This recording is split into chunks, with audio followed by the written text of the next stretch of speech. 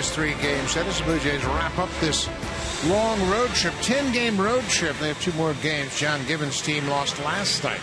A tough loss in walk-off fashion. They lost 3-2. Blue Jays managed just 5 hits last night. They're going to have to do a better job at that at the plate. Let's take a look at the lineup for John Gibbons' Blue Jays. Revere, Donaldson, and then Jose Bautista.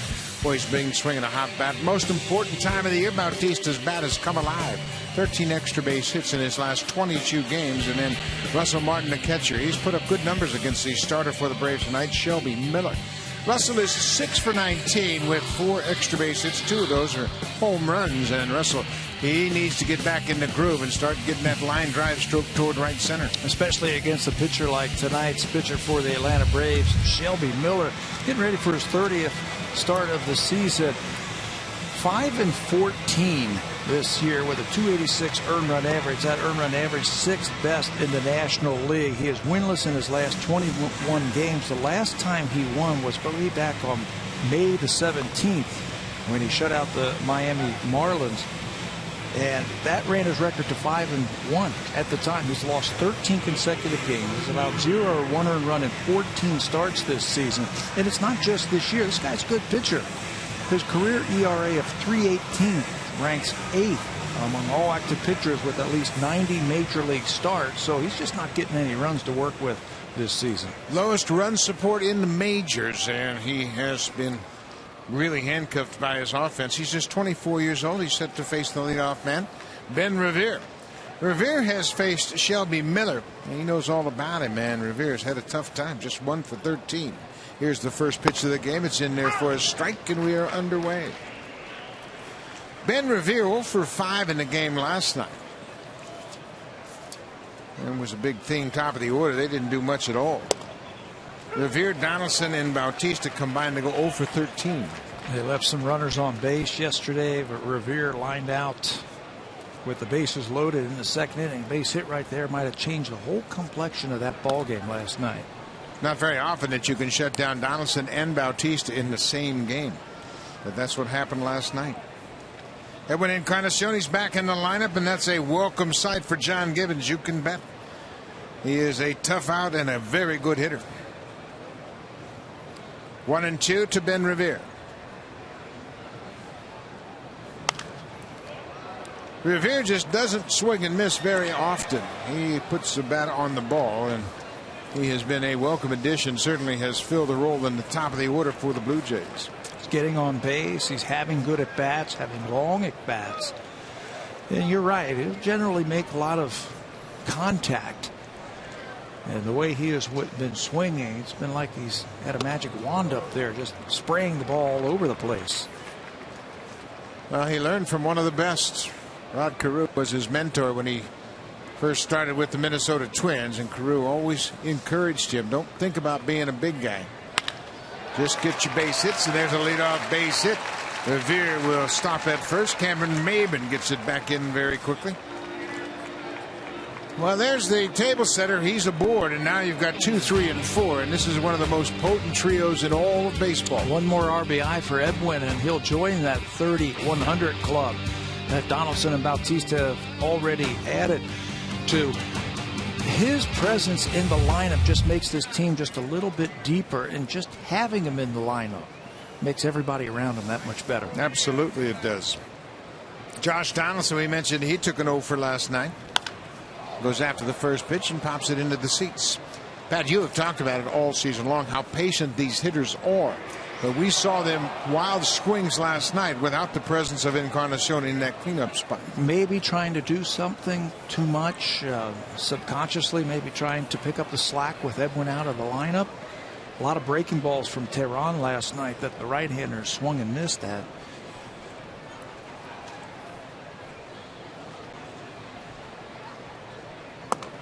And there's a slider. You can bet they'll stick to that formula. Josh Donaldson took a look at that outside corner, very subtly knocked the dirt out of his cleats, but at the same time he was sending a message to the umpire. That looked like a strike right on the corner. 0-2. It looked like a cut fastball up and away, and Shelby Miller has his first strikeout of the night. Take a look at the defense for Atlanta. A pretty good defensive team, and Nick Swisher is in left field. Cameron Maben back in the lineup tonight. He scratched a cornea and he missed several games. Nick Markakis, former Gold Glover, is in right. Garcia, Simmons, Castro, and Freeman from third to first on the infield, and Christian Bethancourt is the catcher tonight. You know, you talk about this team being a good fielding team. They're tied for fifth in the National League in fielding percentage because of this guy right here. This is Andrelton Simmons, 2 straight Gold Gloves. In fact, he was the Wilson Defensive Player of the Year among Major League shortstops last season. He is one of the best at his position. Bautista drives it to left, and that's going to get down past Nick Swisher. Rivera's going to score. He's been waved around third, and Jose Bautista has given the Blue Jays a first inning run. Bautista with the double picks up the RBI, his 28th double, RBI 102, and the Blue Jays lead it 1-0. I think that's what they needed to do one more time. After last night's ball game, they lost their second straight game for the first time, 2 straight losses in a month. They needed to come out and make a statement against a pretty good pitcher. And Jose Bautista is going to turn that one. He clocks it into left field.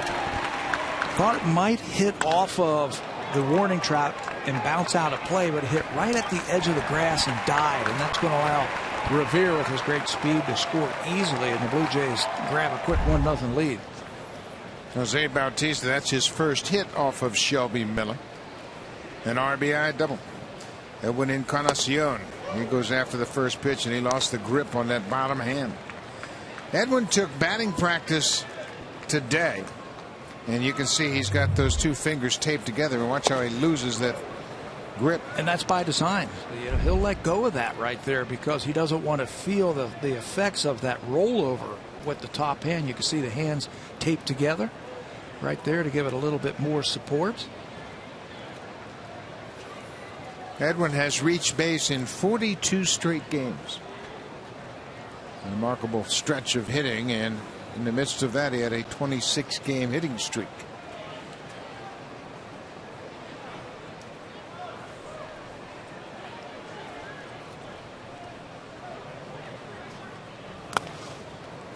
Ball bounced right on home plate. Ball and a strike to Encarnacion.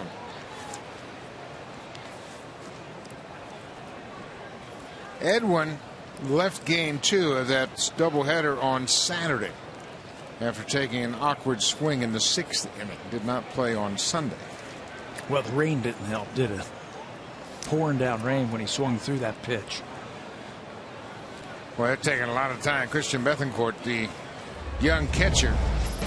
Here's the swing that we were just talking about. Look at the rain that he has to deal with. It swings right over the top of it. You can see that rollover when the hand at the bat came over, it really squished those fingers together, and he left that game, sat out on Sunday, the off day Monday, sat out yesterday, and took some batting practice today. He came in, you and I were around his locker today, and we asked him if he was playing. He goes, I don't know if I'm in the lineup or not. But he went and told Gibby that he was okay, and here he is. And they certainly need his presence in the lineup. Of course, they're going to be without Troy Tulowitzki, who normally bats 5th behind Encarnacion.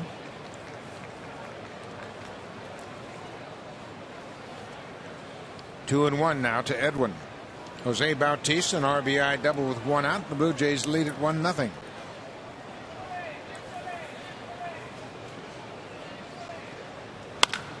Base hit to left field. Bautista held up. Not sure if that was going to be hit right at the fielder.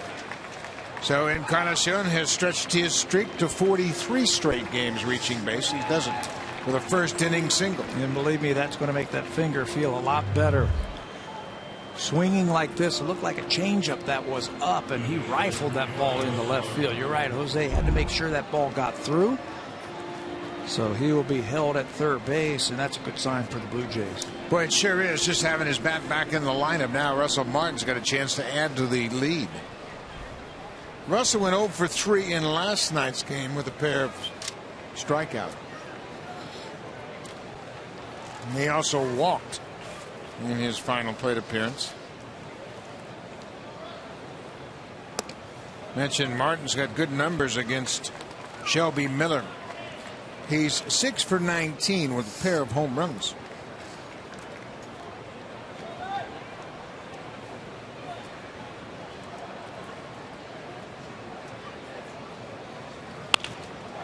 There's another base hit to left. Bautista will jog in it. Edwin's going around third, and they might wave it. Here's the wave home. The ball stayed down in the corner. The throw to the plate is not in time. That may have hit Encarnacion as he slid into home plate. But the Blue Jays have taken a 3-0 lead. The ball arrived about the same time Encarnacion was in his slide. And it may have hit him as he was sliding across home plate. It certainly sounded like it hit him, and that's why you wear that helmet. It looks like he's going to be okay. That's Mike Crosstead out there right away with John Gibbons. Jose Bautista to walk him off of the field. He looked up like, what else could happen to me after he got to the plate? This ball went down into the corner. You can see how far Nick Swisher has to go to get it. Bautista jogs home, and here comes Edwin to throw from. Simmons is on target, but it hits him right in the back of the head. And when he gets up, he's like, what else?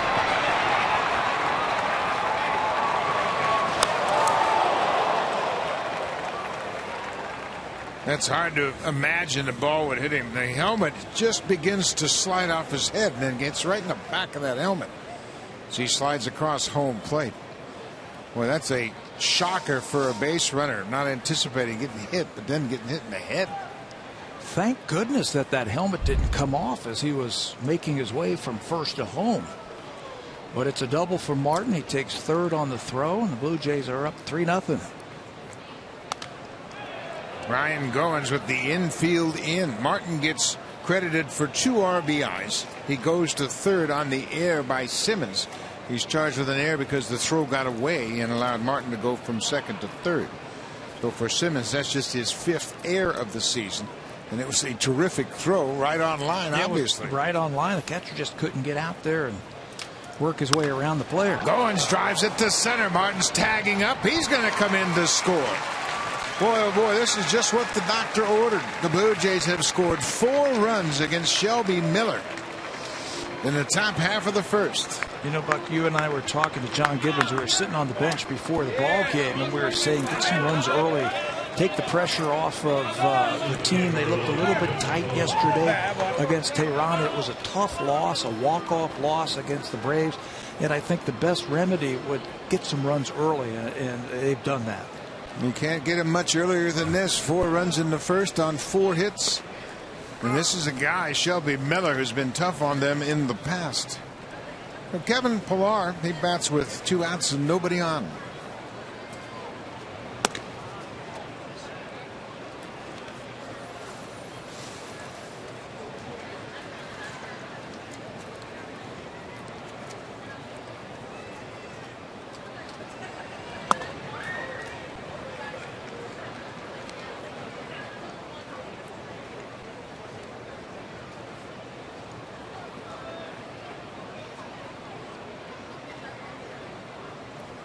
Way outside. 3 balls and a strike to Kevin Pillar, and what a welcome sight that is for the Blue Jays. They have their big bat back in the lineup, Edwin Encarnacion. And back out on the bench. So it looks like he's going to be okay. Now it's a full count.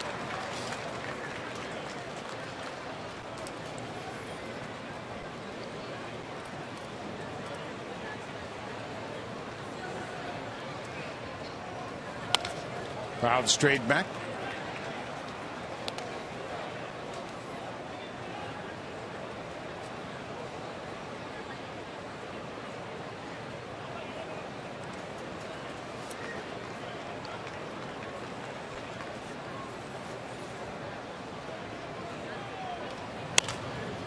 This has popped up over near the Braves dugout, and Freddie Freeman is there. The inning is over, but the Blue Jays jump out quickly against Atlanta. Jose Bautista with a man aboard and 1 out.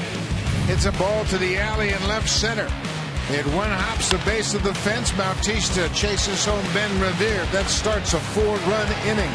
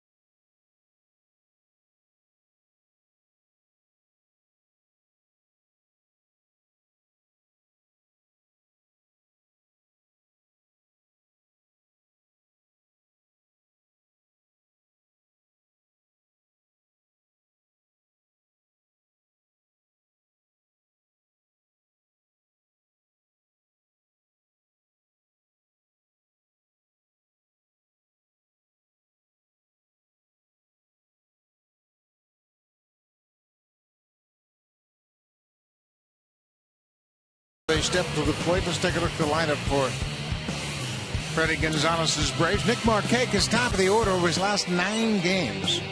He's 13 for 38 with 9 runs scored. He had 2 hits in the game last night. And Andrelton Simmons, he's been red hot. He's hit over 400 in his last 8 games, and he had the walk-off base hit last night for Atlanta. They will face David Price, making his 30th start of the season, the 5th season in his career with at least 30 starts. There are his numbers combined with Detroit, 15-5 with a 246 earned run average. He had a string of 14 straight starts with at least 6 innings pitched snapped in his last start at the Yankees. Last time he faced them in New York. Got out of there with a big lead.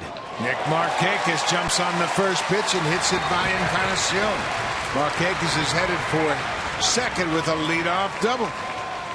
Nick Markakis, his eyes light up when he sees the Blue Jays uniform. There is no question about it. That's his 181st hit against the Blue Jays. You know, every time we see Nick Markakis, he's coming up with base hits. Maybe he should just go down to first base from the on-deck circle, because that's probably where he's going to start. This one under the glove of Encarnacion down into the right field line for another double for Markakis. It's Markakis' 47th double against the Blue Jays. As I mentioned, he has 181 hits. This is Daniel Castro, and you watch Castro in this at bat. I bet you he punches that ball right towards the second baseman. His job is to move Markakis early in this game. And there it is, right to Encarnacion. Daniel Castro, a very productive out on the first pitch. Moves Markakis to third. Let's take a look at the Blue Jays defense. Ben Revere, the Georgia native, he's back home playing in left field. Kevin Pillar's in center. Jose Bautista's in right. Josh Donaldson mans third base. Goins and Pennington up the middle. Edwin Encarnacion playing at first base tonight. And Russell Martin back behind the plate for David Price. And that's great to see Edwin over there at first base for his Bathno designated hitter here in the National League Park. Last time Edwin started at first base, August the 27th, when the team was in Texas. Freddie Freeman goes after the first pitch. Markakis back to tag at third. Here's the throw from Revere. It is not nearly in time, and the Braves get one back quickly. Double ground out, sac fly. And Freeman picks up the RBI. I think I have the Atlanta Braves game plan to now offensively. They're swinging. Swing.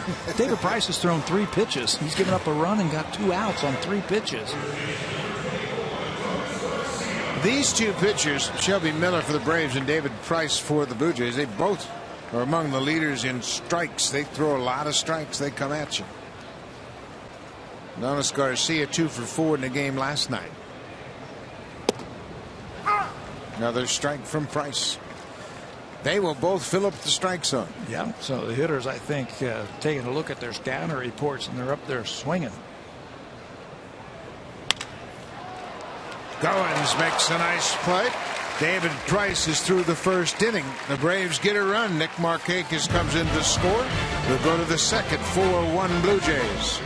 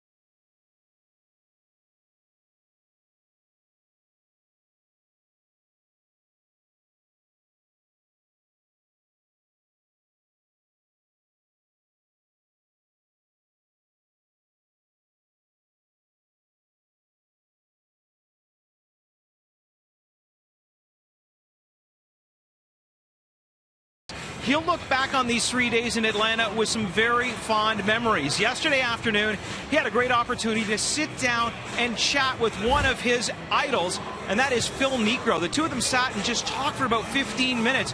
R.A. says that they keep in touch quite often during the season, trading texts, just talking about the knuckleball. He said earlier in the year, when he was having his struggles, he reached out to Phil Niekro, and Rico gave him some great advice. They don't see each other very much, but as you know, guys, there are very few knuckleballers around anywhere, so R.A. Dickey says they are a very close-knit group, and anytime he can pick his brain, he takes advantage of that chance. Now, he's a Hall of Famer, of course, and he's a terrific guy, and R.A. Dickey has leaned on him throughout his career when he developed that knuckleball. He's one of the guys that helped him along. Charlie Huff, Tim Wakefield, the other two knuckleballers that Dickey reached out to. Phil Niekro, for those of you who don't really pay attention, pitched for the Blue Jays. He pitched for the Blue Jays in 1987, a total of 3 starts. He also had his 300th career win against the Blue Jays in 1985. While pitching for the Yankees. That's an ex-teammate of mine, Phil Niekro. I got to play with him in Cleveland. What a guy. Oh, he's funny, isn't he? Fun gamer. Loves to fish, loves to play baseball, and just a terrific teammate. One of my first interviews broadcasting for telemedia radio out in the All-Star game in San Francisco, I went down with Tom Cheek, the late Tom Cheek, and I had my recorder, and I went over to Niekro and I asked him for an interview, and it was just terrific. A great interview. Back and forth. He gave me some great stuff. I ran upstairs. Cheek, you got to hear this interview. I know where this is going. I forgot to push the record button. So it's all up here, right? It's right here. It's locked like a steel trap right in my mind. And Cheek, he was very, very gracious. He said, well, we'll go get somebody else. Cliff Bennington strikes out, first out of the second, and there's the statue of Knucksy right outside this stadium. And what an iconic figure he is around baseball. The Hall of Famer. He's now 76 years old. And, of course, you know him because he's from Ohio. He's from Ohio. He was really good friends. He grew up with John Havlicek, and he would have him come into the clubhouse a lot. Got to meet him. This is David Price. He goes after the first pitch and grounds it to shortstop. He'll just jog up the first baseline. Price has been waiting all season long for another opportunity to get in at bat. He's now 0 for 6 for the season. His third interleague game. Why did he swing at the first pitch? He didn't give us time to talk about him as a hitter. He was going to ambush that first fastball he saw. He did. And you know what? He's been talking about his hitting ever since he joined the Blue Jays, and his teammates are really giving him a hard time about it. He has 2 big league hits. He has 1 hit against Aaron Cook in his first major league at bat back in 2009. The other against former Blue Jay Josh Johnson.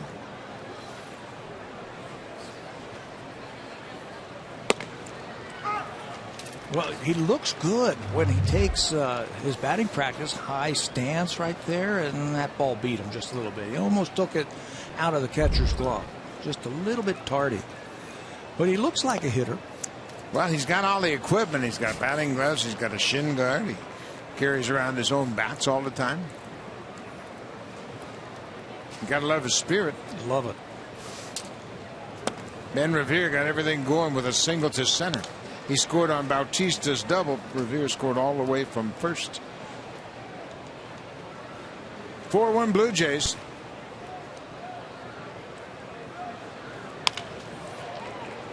Simmons has it go right through the wicket.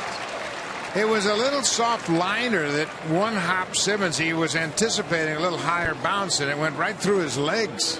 For his second error of the night, we talked about him in our defensive alignment. He's had 129 games started shortstop. He's had the most chances in the National League with 611, and he's only had 4 errors all season long coming into this game. This is number 2 right here. 2 and 2 innings for Simmons. So Revere is aboard again. This is Josh Donaldson. He struck out on a high cut fastball in the first inning. You know, Simmons is so smooth. He's got good hands. soft hands and a strong arm. He's down on it, and he's anticipating that ball coming up just a little bit more. It was more like a humpback liner, I think, from Revere, and it just didn't come up for Simmons. See if Blue Jays can cash in on the error, because you don't see many of them. That's the kind of season it has been for Shelby Miller. You got a Gold Glove shortstop who has committed 4 errors all season, and tonight he's made 2.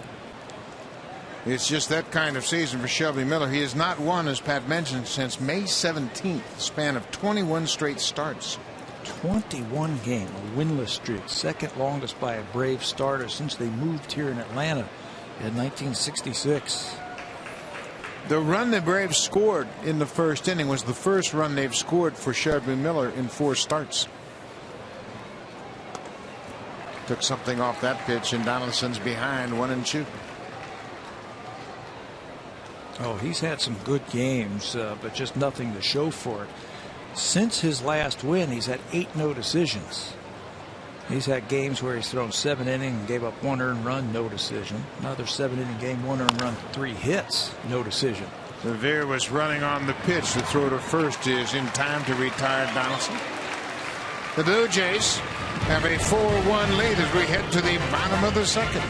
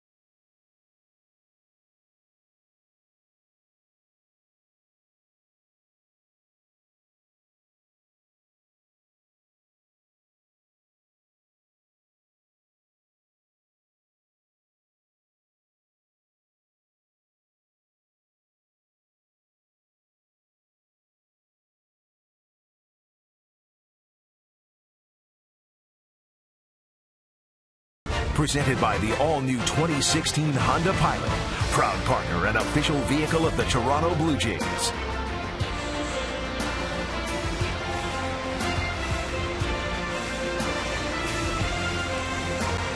David Price has a 4-1 lead. This is the first time he's pitched against the Braves since 2012. For his career, this is just his 3rd start against Atlanta. He has a 1-1 record in those 2 previous starts. This is Nick Swisher, the switch-hitting left fielder.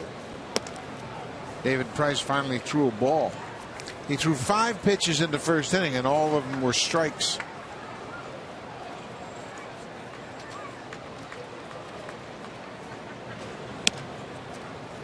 Two and 0. Nick Swisher's faced Price a lot. He was 12 for 40 against David Price, so they know each other very well.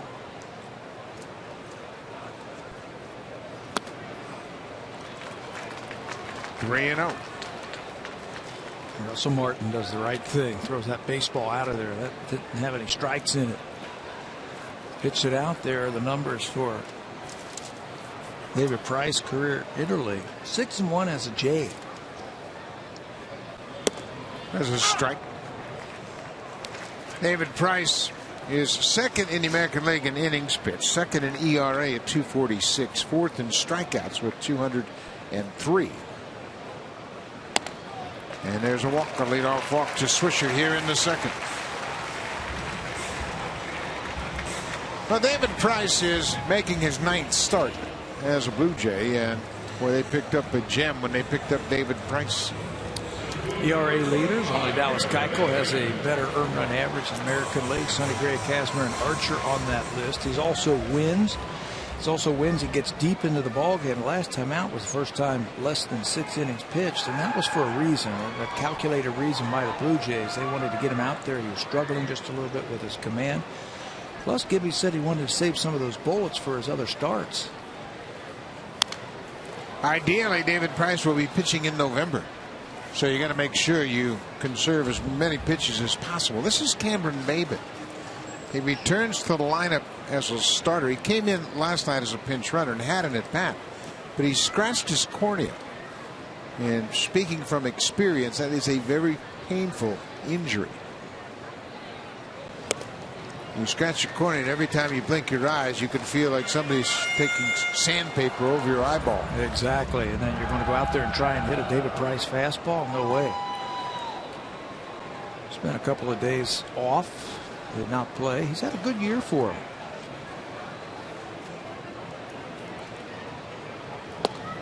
Strike 3 call. Price finds that outside corner, 1 out, man at first. Let's check in with Jamie Campbell.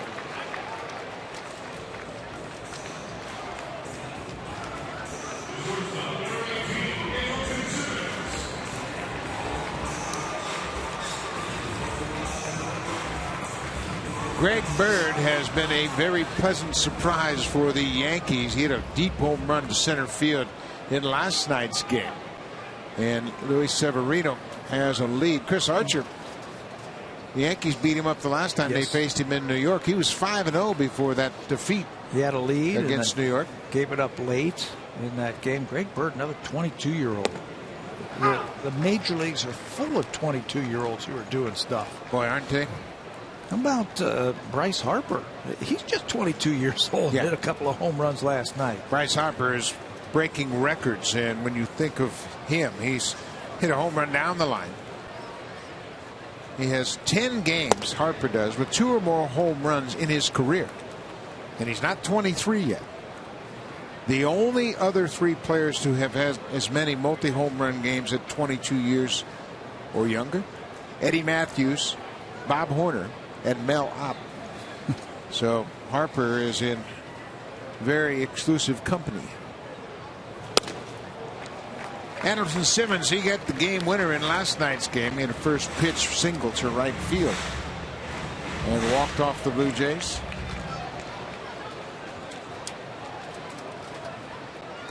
Over his last 8 games, hitting over 400.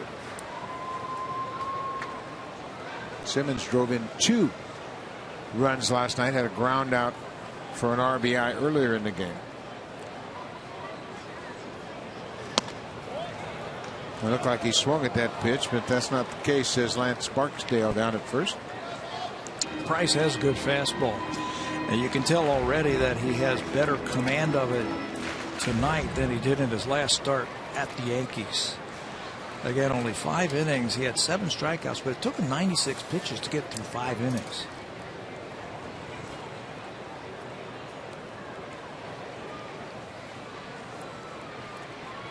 Two and 2 to Simmons.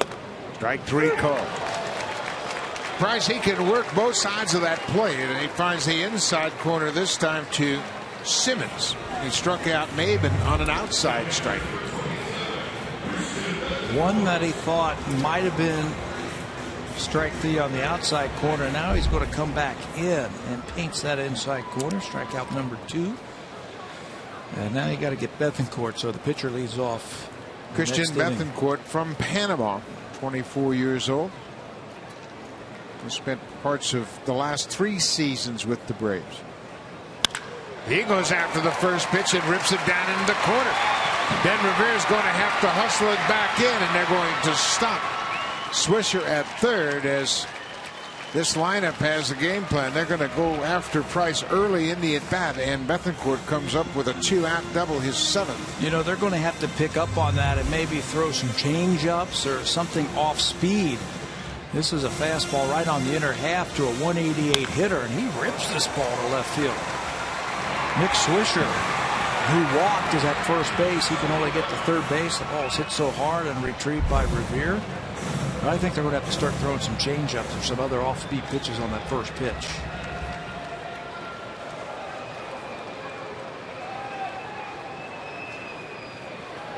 Two outs now for the pitcher.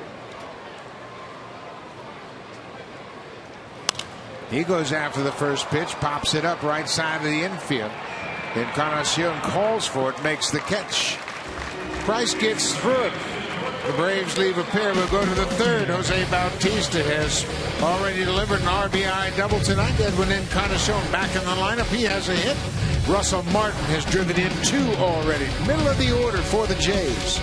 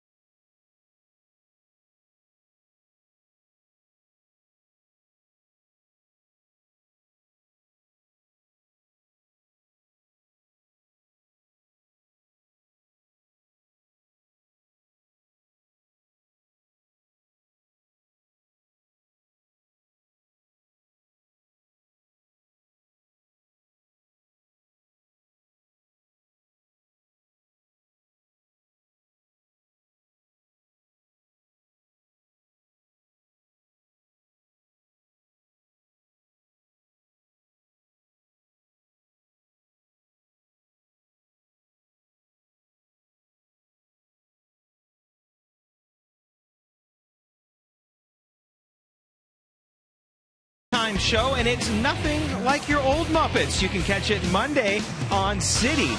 Who's your favorite Muppet, Buck? Oh, I don't know. Kermit? Were you a Kermit guy? Or no, I wasn't a Kermit guy. Cookie Monster. I was just going to say Cookie Sesame Monster. Street. That's not the Muppets. Still a Muppet. Cookie Monster? Oh, yeah. They're all Jim Henson Muppets. Not Kermit the Frog. I like the movie. When they got to the fork in the road, they took it.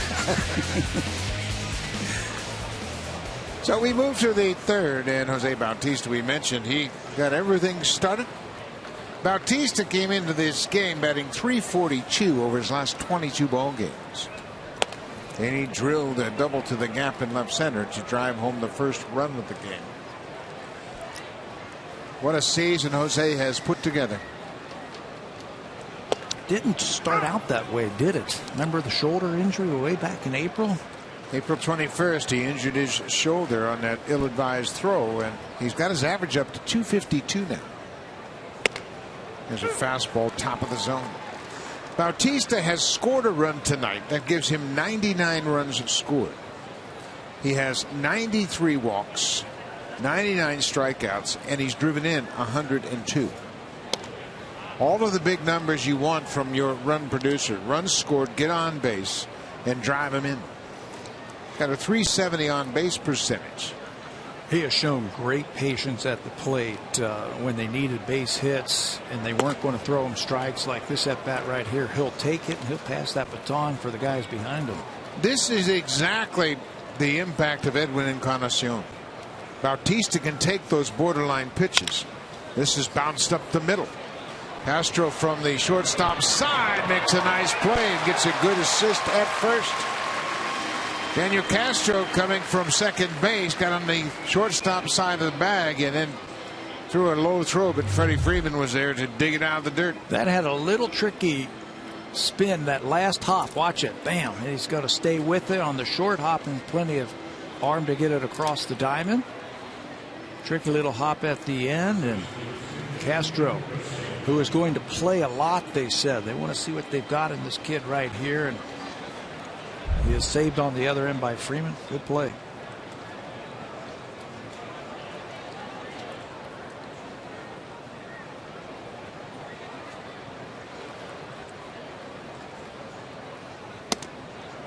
First pitch strike to Edwin Encarnacion. Edwin singled and scored in the first, and then slid across home plate and got hit in the back of the helmet by the relay throw.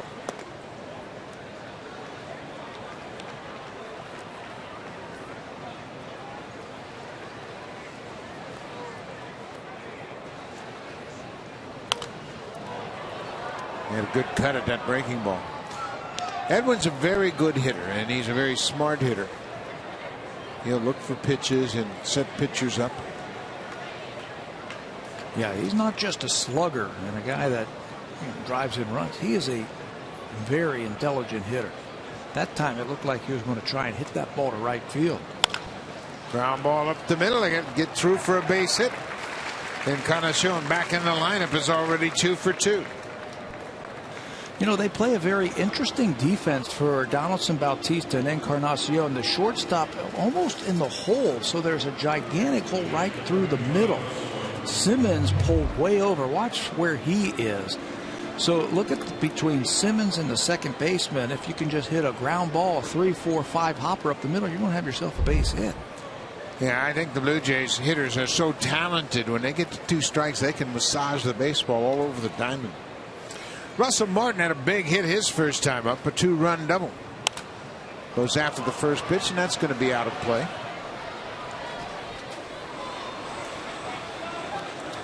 For Martin, that gives him 66 RBIs on the season. And you know he's thinking about that next home run. That'll give him 20. Maybe that's why we have seen him get a little bit long at times in his swing, trying to pull the ball.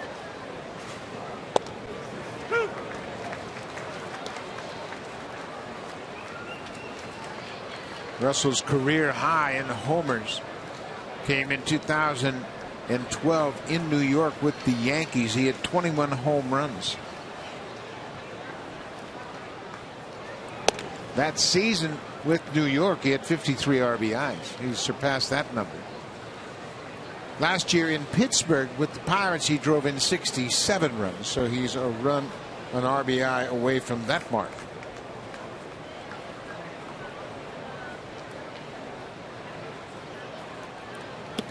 Slow breaking ball, and again, Lance Barksdale says no swing. So it's 2 balls and 2 strikes to the Blue Jays catcher. I think the Blue Jays have done a really good job of giving rest at time to Russell Martin so you don't wear him down for these last couple of weeks of the season. They have picked their spots to rest him, especially when Josh Tolley came up. He doesn't have to catch R.A. Dickey the last couple of starts.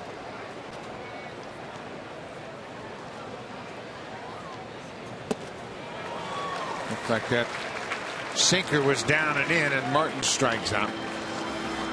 Well, let's take a look at the scouting report for Shelby Miller. He's got outstanding stuff. A fastball 68% of the time that you can see. He's 94-95 with it, and he can place it on either side of the plate. He'll cut the ball, and it's a hard cutter at 87, a curveball, and a changeup. Right now, that cutter, he has not been able to throw it for a strike. Cutter, they're also hitting just 192 against that pitch against them this season. But he's got great stuff. He just hasn't had a lot of runs to work with this season. Coming into this game, in his last 21 starts, the Braves have scored no runs, 0 in 11 of those starts. Tough to win when you don't get any runs. Very hard. Ryan Goins has himself a base hit. He had a sac fly his first time up. Now he comes up with a 2-out single to left.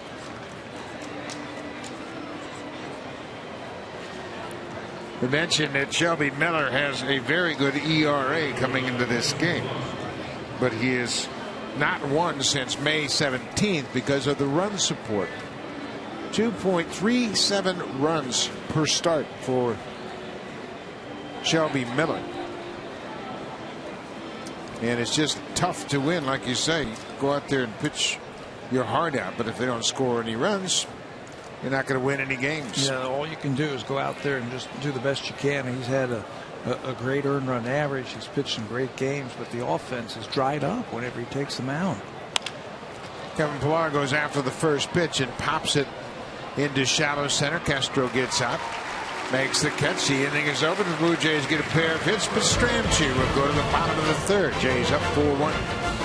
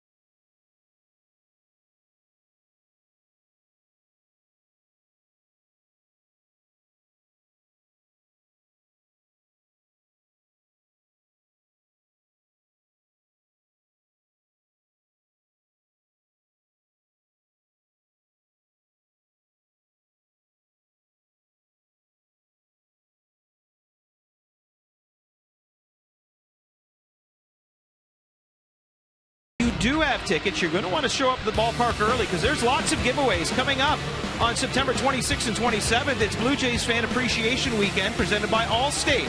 Fun in-game activities and prizes to be won all weekend long, including a very cool hit hoodie on Sunday, September 27th, when the Blue Jays take on the Rays at 1:07. The first 20,000 fans will receive one. Bye.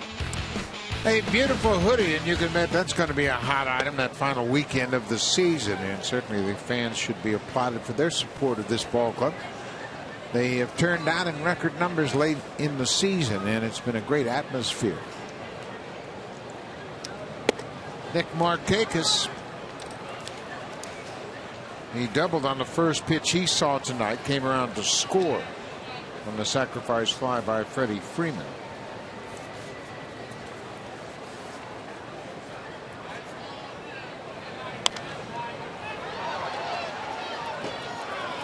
Markakis in his first season here in Atlanta.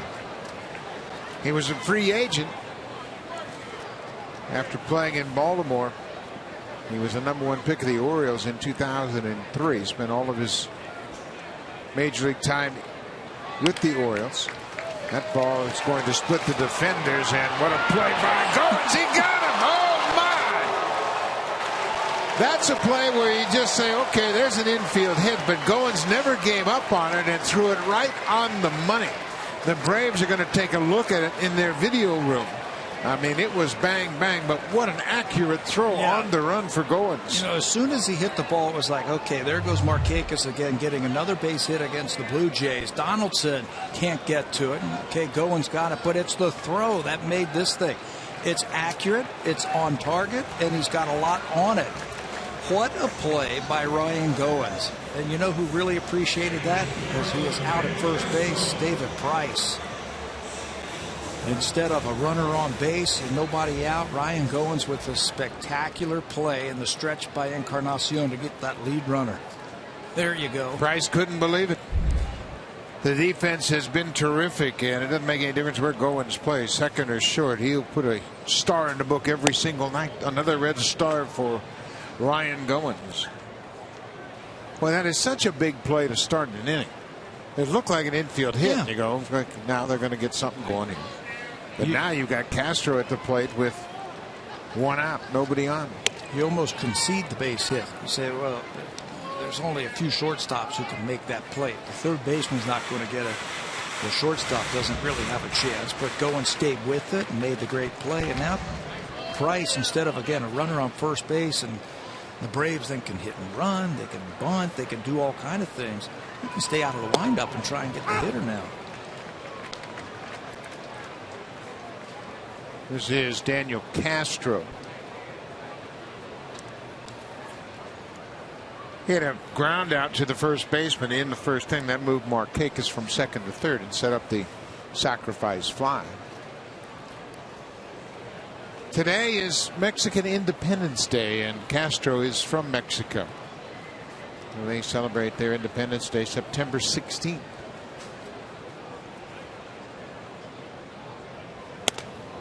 The Blue Jays have some Mexican players, as Osuna and Marco Estrada, both born in Mexico. 1810. Yeah, 1810.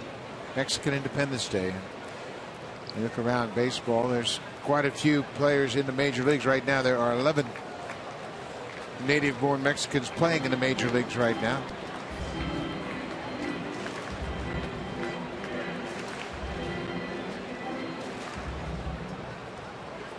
Castro is from Guaymas, Mexico, in the state of Sonora. It's the same state that Osuna is from. 3-2, 1 out.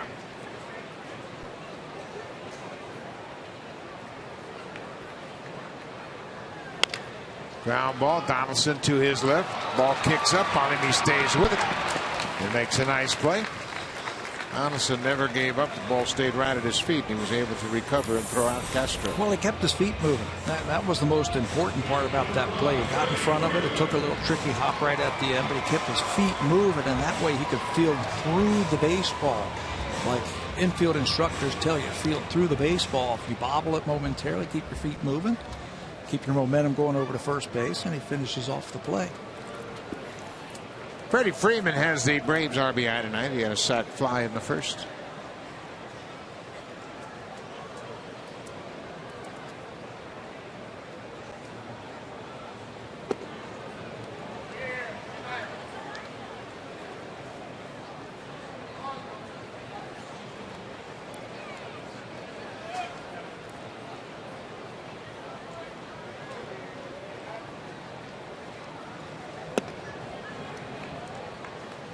Two and 0 now. 4 runs is a magic number for the Blue Jays. When they score 4 runs or less, they are 10-52. So they might want to add a run or two. Yeah, I was thinking the same thing. You never want to get good pitchers into a groove. They struck early against Shelby Miller before he could find it. If you let them off the hook, they're liable to throw zeros up at you the rest of the game.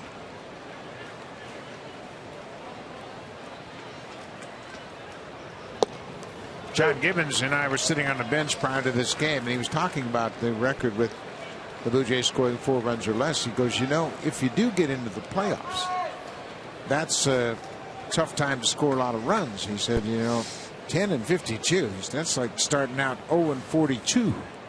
Think about that. Raymond hooks that one well foul. But yeah, that's pretty tough. You got to manufacture runs, and Blue Jays just haven't fared well in 1-run games or in games in which they score 4 runs or less. 1-run games have been really tough on the Blue Jays, and you know, you're not going to hit home runs every single night. You're going to run into pitchers who can shut you down, so you're going to need some good team speed and fundamental baseball. 2-2 to Freddie Freeman. Breaking ball gets him. David Price retires the side in order in the third. We'll go to the fourth. The Blue Jays have an early lead.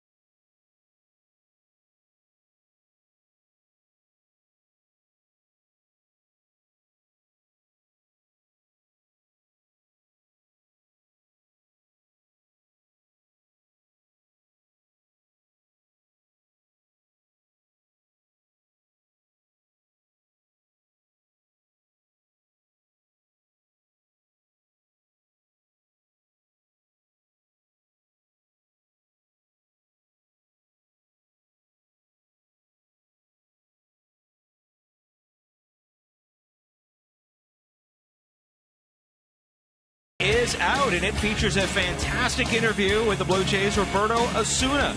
Get the next 10 editions of Sportsnet magazine for only $10. It's a special limited time offer. Visit sportsnet.ca/10 for 10 to order now. Buck? That'll be a very interesting read, Barry, with Osuna, man. He's a very interesting young man. Well, mature beyond his years, that's for sure, and he has had a terrific rookie season. We move to the fourth. For the Blue Jays, it'll be Cliff Pennington leading things off. David Price will follow, and then back to the top of the order. Pennington struck out his first time.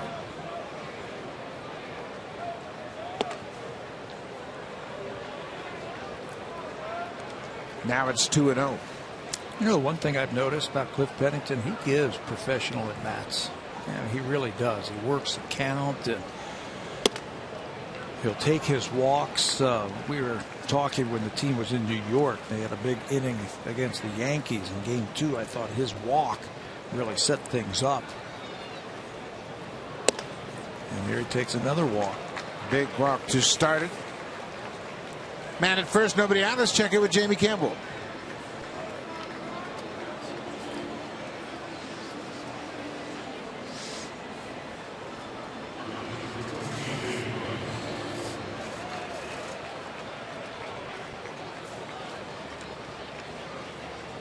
Danny Duffy, starting for the Royals, has given up 4 runs on 5 hits through 2 innings, and he called the balk on Shelby Miller, so David Price has an advantage. He's already moved him to second without squaring around.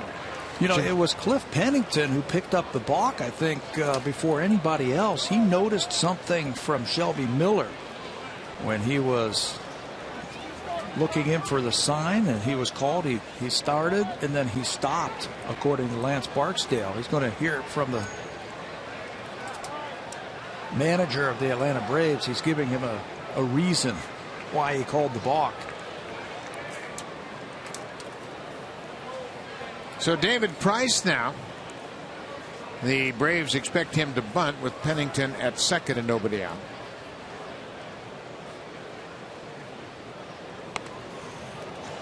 Price fouled it out of play. Well, Lance Barksdale, the first base umpire who called it, called a balk because he started, and that's a balk. That's clearly a balk. Not even a question. He started into a set position and engaged the rubber. Put his hands together and then broke his hands apart again. That's a balk. That's an easy call. Price is swinging away and takes his strike. Watch Cliff Pennington, who picks up before anybody. Hey, guys, that's a balk, isn't it? Look, come on. Somebody had to see that. And Barksdale told him going down to second base. There's another example of what you said about Pennington and his professionalism. Price pulls it on the ground. He does his job. He moves Pennington from second to third. He made contact. He put the ball in play, and that's a productive at bat for David Price. How about David Price knowing the game of baseball? You got a runner at second base, even with 2 strikes. Cut down your swing, hook that ball, get that barrel of the bat out in front. You don't have to hit the ball that hard, just get it to the right side. Price is shaking his hand as he got a handful of bees and a nice smile from his teammates. I tell you what, I've been around a lot of ball players. I don't know that I've been around anybody that enjoys baseball as much as David Price. He enjoys it when he's pitching, and he enjoys it when he's watching, and he just had a good at bat. Look at that smile. I did my job. Now the infield is in for Ben Revere. Runner at second base. It looked like a breaking ball from Miller. Watch David just hook that ball out there. He's got to pull that ball. He knows it. And Marcus is loving it. That's how you help yourself.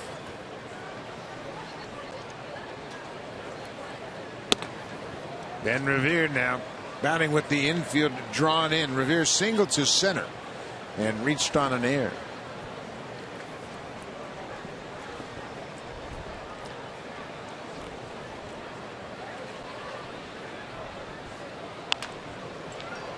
It's going to reach the seats. Boy, that 4-run inning seemed to take this wind out of the Braves' sail. Even though they scored a run in the bottom of the first, it just seems as though all of a sudden they're realizing David Price has got a 3-run lead. Yeah, and the Blue Jays, you have to keep adding on runs. You just kind of just put one here, you put one there, just keep adding on runs, and pretty soon the team says, you know what, we're not going to win tonight.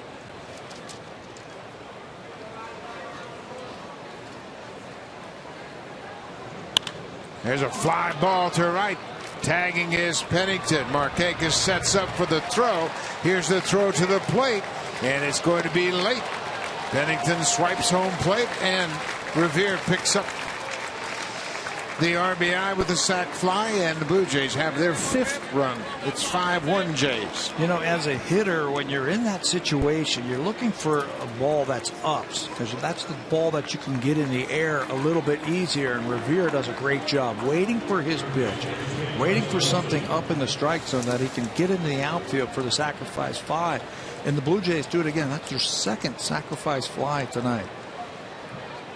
Small ball, if you will.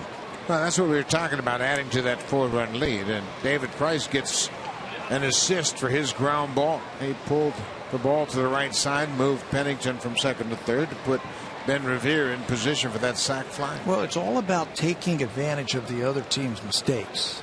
And the mistake this inning was the balk by Shelby Miller. That, after the leadoff walk, balks him into scoring position. It's first ball out of the infield, and the Blue Jays have a run.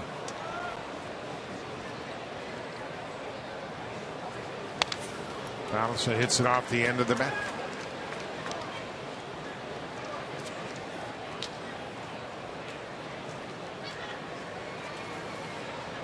Blue Jays, 2 more sac flies tonight. They have 58 sacrifice flies for the season.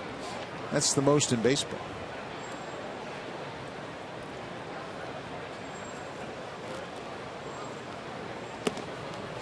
It doesn't sound like much, but like you say, when you're in against a tough pitcher, you're not going to always hit home runs or line drives. You have to take what they'll give you, and that sac fly was almost routine for Revere. 58 sacrifice flies, right?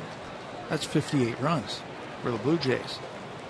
On the season, you can see why they lead the world in run scoring, because they play the game of baseball the right way. Donaldson fouls it off. It's a 2-2 count. The Blue Jays have not lost 3 in a row since July, 2nd week in July. They lost 2 games in Chicago on that road trip, and then lost the first game in Kansas City to Danny Duffy. Last time they lost 2 in a row like they have right now was the middle of August. That was at Rogers Center when the Yankees won back-to-back games. That's the last time they have experienced back-to-back losses like they have here after the loss last night.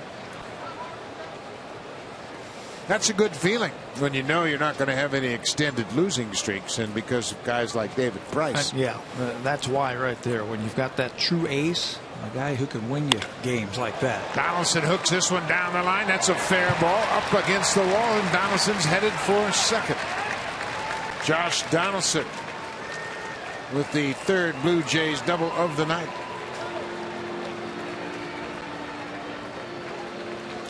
Looks like Shelby Miller's breaking ball. There's not a lot to it. He's hanging it. He's making a lot of mistakes. This looks like a hanging breaking ball to Donaldson, and he ropes that ball down the left field line for extra bases. Blue Jays now have 7 hits and 5 runs, and it's only the 4th inning.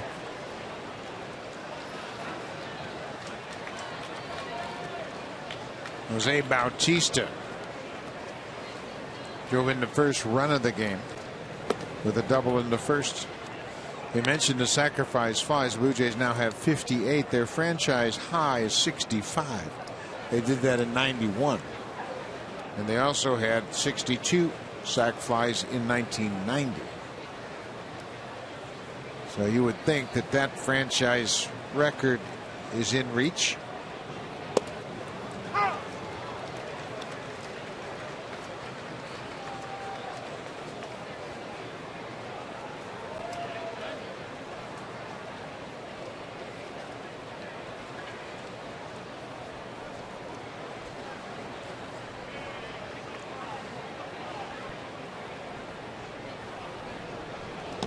Bounced well in front of home plate. In case you're just joining us, the Blue Jays touched up Shelby Miller for 4 runs in the first inning. It was the 8th time this season the Blue Jays have scored 4 or more runs in the first inning.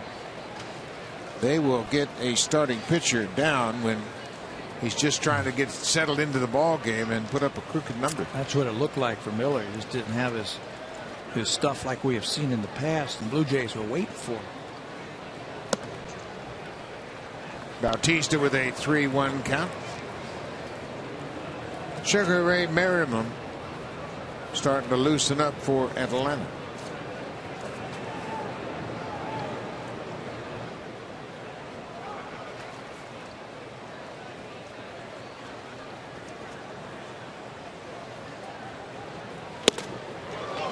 Bautista got a high fastball. Looked like he was looking for it. You know what the Blue Jays have done again tonight? They have forced Shelby Miller into 81 pitches with 2 outs in the 4th. That's why Merriman's up. They have that ability, don't they? Work that guy over. Another walk for Bautista. So Jose walks, and that'll bring Encarnacion to the plate, and that's going to be it. Shelby Miller is going to leave the ball game here with 2 outs in the 4th. And this isn't a situation where his spot in the batting order is coming up. He has just lost it. 2 walks in the inning. He committed a balk, and he's going to turn things over to the bullpen. Blue Jays have a 5-1 lead. They've knocked Shelby Miller out of the game.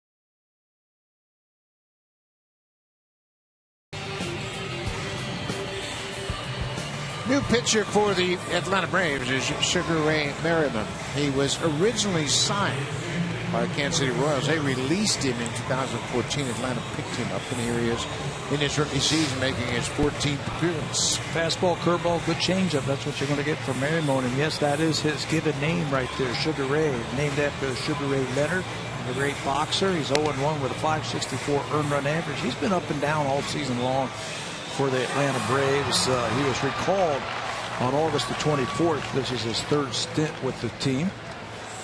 So he will get to face Edwin Encarnacion with a couple of runners on. Edwin already 2 for 2 tonight. A couple of singles. He scored a run in the first. He's extended his streak to 43 straight games reaching base. Donaldson at second, Bautista at first. Look out. Breaking ball got away from him.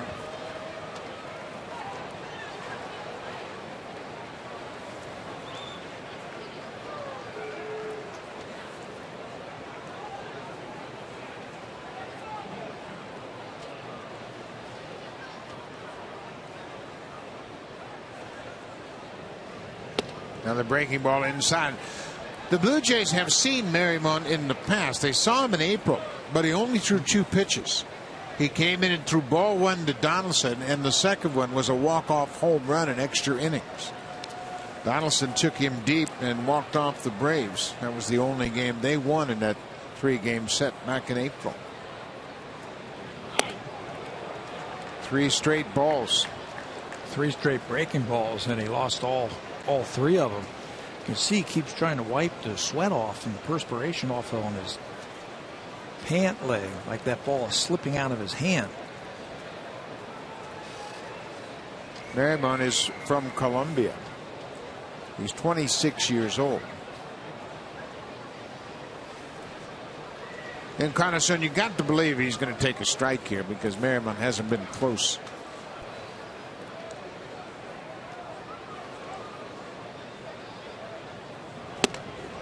And there's a 4-pitch walk. He walks the first man that he faces and loads the bases. So Russell Martin has already had a good night. He drove in a pair in the first inning. He'll step up with the bases loaded and 2 outs.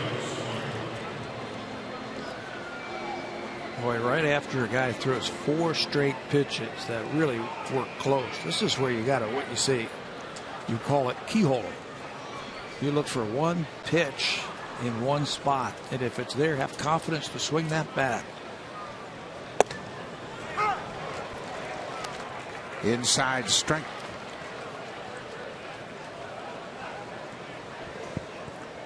Donaldson doubled. He's at third. Bautista walked. He's at second, and Encarnacion followed him with a walk as well.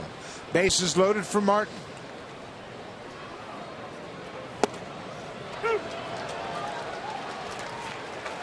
What's Russell thinking right now? Oh, okay, you just threw 4 straight balls to Encarnacion, your first batter, and I get up here and you paint me twice. Now he's got to work.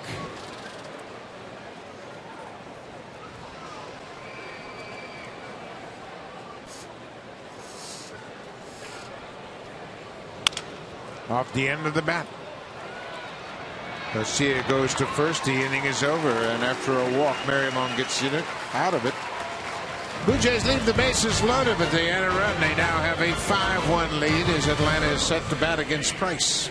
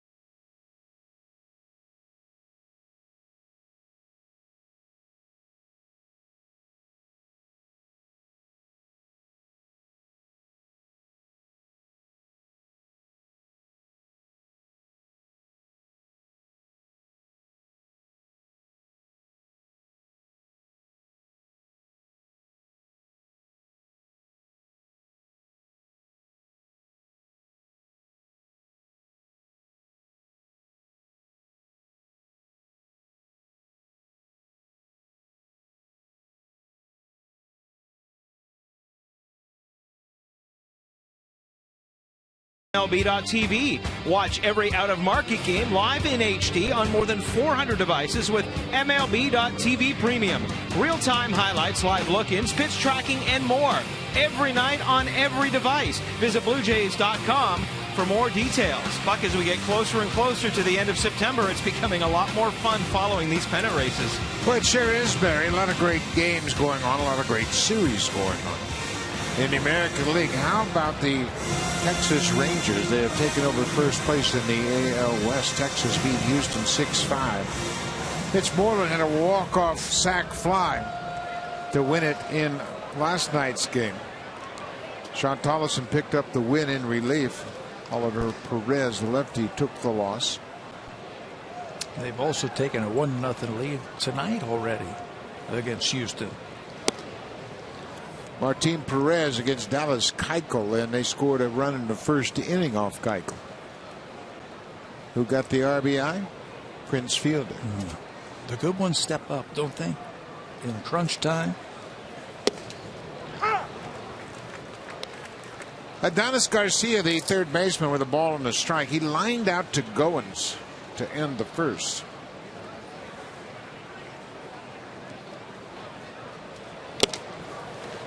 Tell you what, I like his swing.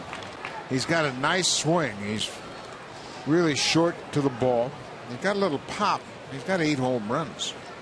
It's quick. It's a quick bat that he can get through there, and that's where you generate some backspin.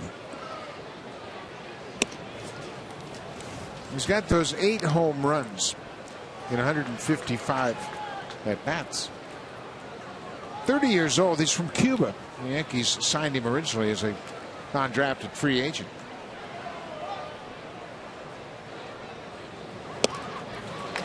Price just powers that fastball away for the strikeout. David Price making another interleague start, and he has fared well against the National League. Maybe it's the ability that he gets to hit at some of those times when he is on the road that just gets his blood pumping. But he's got a 227 earned run average in his last 9 interleague starts with an outstanding whip, and he's averaged almost 10 strikeouts per 9 innings pitched. David Price, for his career, has 58 road wins. That's the most in baseball since 2009, when he came up as a starter. Ground ball up the middle, that'll sneak through. Nick Swisher has been aboard twice. He had a walk, and now he is singled. But we mentioned Price and his 58 road wins. That's the most in baseball since 2009. He also is tied for 7th overall in wins with 101 wins. Justin Verlander of the Tigers leads the way with 109 wins. Then Kershaw has 107, Zach Greinke 106, and then Felix Hernandez, Max Scherzer, Jared Weaver all have 103 wins. They're just 2 ahead of Price. Some of the biggest names, I think, in all of baseball for starting pitchers. We had a great discussion, didn't we, today with Chip Caray about, what's more important, the wins from a starter or some of those other stats. Well, Chip Carey's been around the game for a long time. His father is the late Skip Caray, who was the Braves announcer forever, and of course his grandfather was the great Harry Caray. So Chip's been around the game ever since he can remember, and he said he was in a conversation on social media last night with some fans about the importance of wins, and there you see Chip. He has done the Braves game for a number of years. He and I worked together in TBS during the postseason, but a terrific baseball mind, and he always likes to have conversations like, what does this mean for you? But we were talking about the value of pitchers and whether or not wins is an important stat. Well, every one of those guys that you were just reading off there as Maven goes down on another high fastball, every one of those pitchers, what separates them from everybody else? They make a lot of money. Well, they make a lot of money because they win a lot of games, right? Exactly. And you know what? How do you determine who wins the league? The team with the most wins. And give me a whole bunch of starters that can win games, and I will battle you every single day. Isn't that the name of the game? Yeah. To win?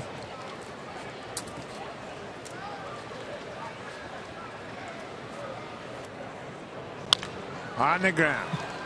Goins will flip to Pennington. That'll end the inning. The Braves leave a base runner. We'll head to the 5th.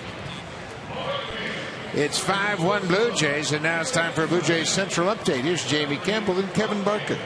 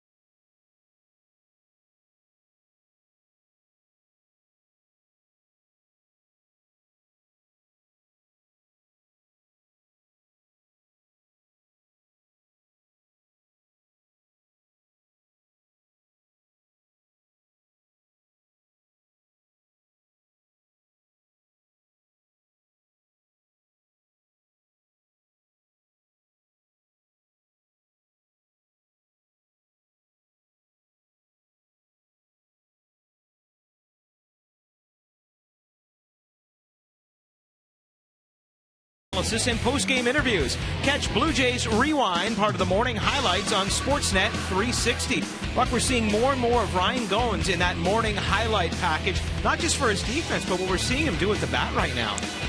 You know what? He's playing with a lot of confidence right now. He knows he's going to play. He's relaxed in the field, and he's relaxed at the plate. And Ryan's had a good night once again here tonight.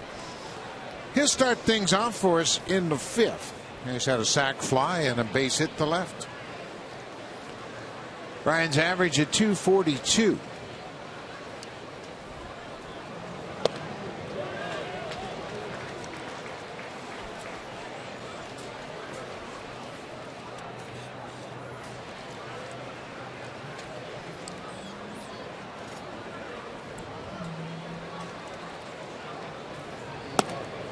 Merriman can't get that breaking ball where he wants it.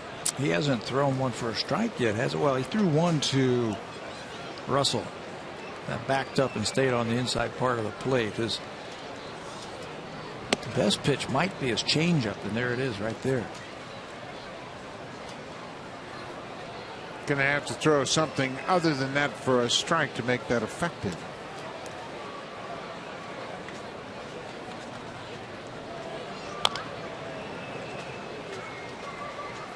Two balls and two strikes to Goins, leading off the fifth. Blue Jays are 4-4 on this road trip. They lost 2 of 3 to Boston at Fenway. Took 3 of 4 from the Yankees. The Yankees are in Tampa Bay. They have split the first 2 games. The Yankees will have off tomorrow. It'll be their final off day of the season. They'll pick things up again on Friday night. They'll go into Citi Field to take on the Mets for a 3-game series. And it's really interesting how the Mets have become the favorite team of New York this season. Got those young pitchers, and Cespedes has come over and certainly energized the offense. Steve Matz, Noah Syndergaard, and Matt Harvey, I believe, is going to pitch on Sunday against the Yankees. He's going to start. Everything I'm reading, he's going to have, quote, half starts. Yeah. I don't know what a half start is, but it sounds a little bit like what the Blue Jays have done in the minor league system with some of their young pitchers. Piggyback starters. Piggyback starts. Yeah. Well, they're trying to conserve his innings. He's coming off Tommy John surgery, and all the discussion between his agent Scott Boras and the media is about a soft count at 180 innings, and Goins has another good at bat. That is 4 walks the Blue Jays have been issued here tonight. Let's check in with Jamie Campbell.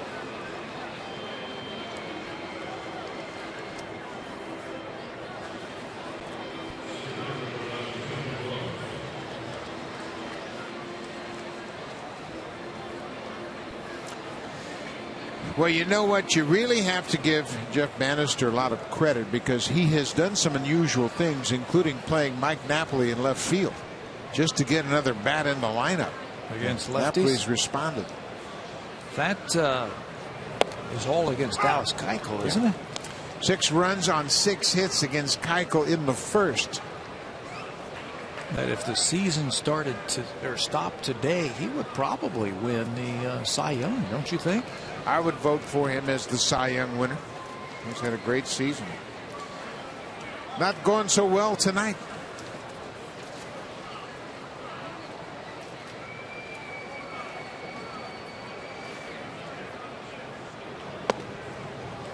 Ryan Goins has worked on every aspect of his game. His batting has come around. He's made some adjustments, but right now I notice him at first base.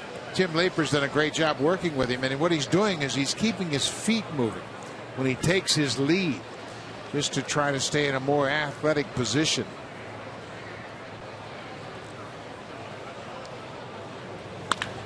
Villar hits it to left, and Swisher got a late break. It's over his head. Goins is headed for third, and Louis Rivera will stop him there as Villar gets to second. Nick Swisher didn't react well off the bat. Got a late break, and the ball carried over his head. Looked like he might have taken a step in or to the side. He's had some knee problems over the last couple of seasons, so he's not moving around like he used to when he was younger. And all it takes is just a split second for an outfielder to freeze a little bit, and that ball's going to be over his head.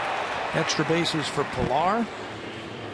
Nick just can't come up with that one, and Goins is going to stay over at third base to finish off what you were talking about with Goins as a base runner. Tim Leeper over at first base. First base coach thinks that Goins can be a base stealer, and he can steal himself some bases. He's got that type of speed. Cliff Pennington, number 8 hitter.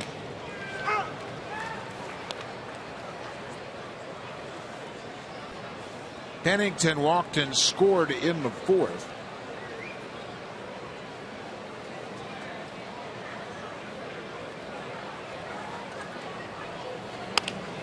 Ground ball, that's going to score a run. Goins comes in. Pennington does his job. He cashes in the runner from third. That's his 6th RBI since coming to the Blue Jays. Another professional at bat for Pennington. Infield back, runners at second and third. Pull the ball to the right side. It's called get him over and get him in. He got that runner in from third. He got the runner over from second to third base. And now David Price has a chance to pick up an RBI. He'll be batting with the infield drawn in.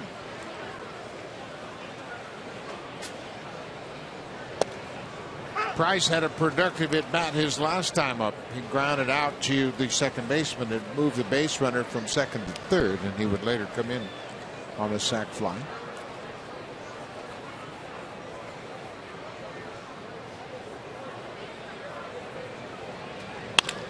Ground ball, gloved by the third baseman, and he throws out Price. Price hit it hard, but Garcia made a nice play on one hop. And he looked Pilar back at third, and it looked like Price got another handful of bees. They might have hit that off the end of the bat. And Ben Revere, you can tell he's played in the National League before. He's just going to take his time to get his starting pitcher back to the bench and sit down and take a little bit of a blow and get some feeling back in that left hand. Now, that's a little subtlety you don't see in the American League without the pitcher batting, but Ben Revere never moved off the on-deck circle until Price passed him, to give David a little more time with 2 outs to get back on the bench, catch his breath, regroup a little bit.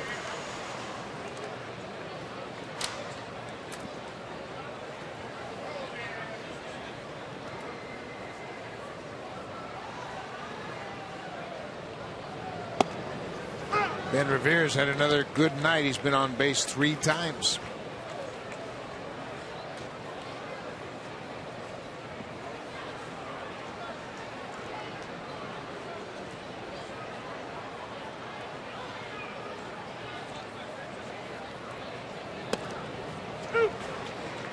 Oh, and 2.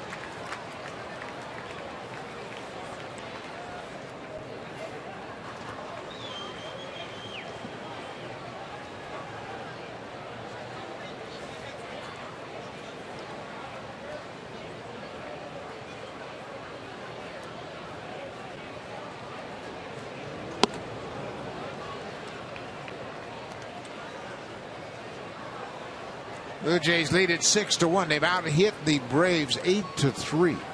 Blue Jays tonight have hit 4 more doubles. Yeah, and they've also left 6 runners on base already. They're just about 5 innings. Their approach at the plate has been a lot better. That ball bounced in front of home plate. They have made both Shelby Miller and now Sugar Ray Marimone work tonight. Shelby just didn't have it. He threw 83 pitches in 3 2/3 innings. Yeah, I mean, the Blue Jays jumped on him quickly. They scored 4 runs on 4 hits in the first inning. And he contributed to his own problems in the 4th. A leadoff walk, a balk, another walk to Bautista, and he was out of the game after 4 2/3. 3 2/3. 3 2/3, 7 hits, unlike his other starts against the Blue Jays. Full count. Donaldson will be next if Revere can reach base.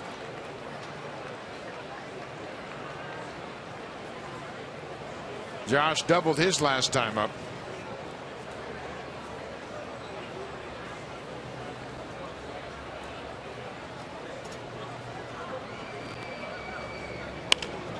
There's a fly ball to right. Marquez is coming quickly. It's a base hit for Revere.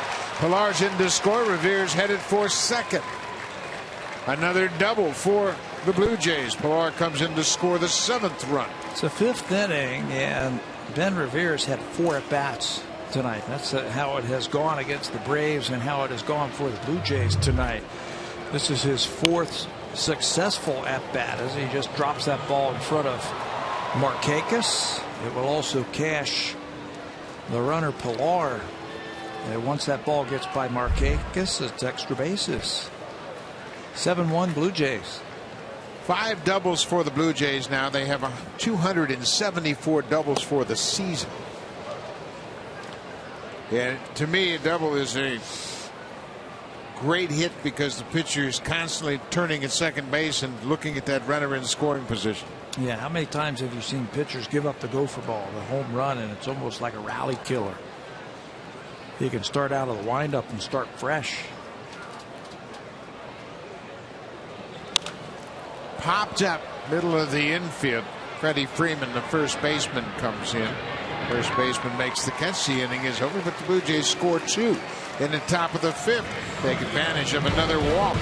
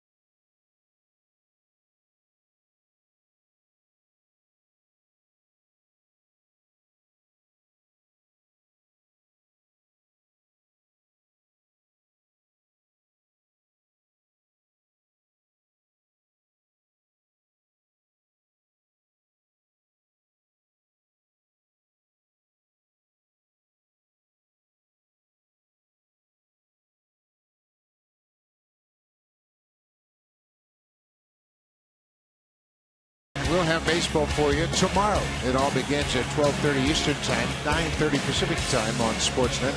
The Cubs and Pirates will bang heads again as they really try to sort things out in that National League Central Division. At the start of play tonight, St. Louis has a 3-game lead over the Pirates, and the Cubs trail by 7. They're 4 back of the Pittsburgh Pirates in the wild card race. So it's very interesting. The Pirates and the Cubs tomorrow before our game in the evening. Number 8 hitter is Christian Bethancourt, the catcher. He jumped on the first pitch in his first at bat and ripped a 2-out double down into the corner and left.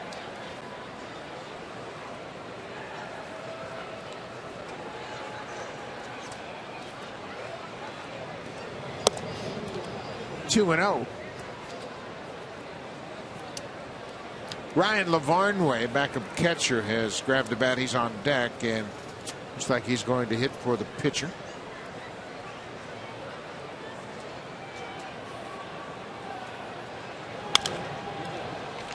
Now it's 2-1.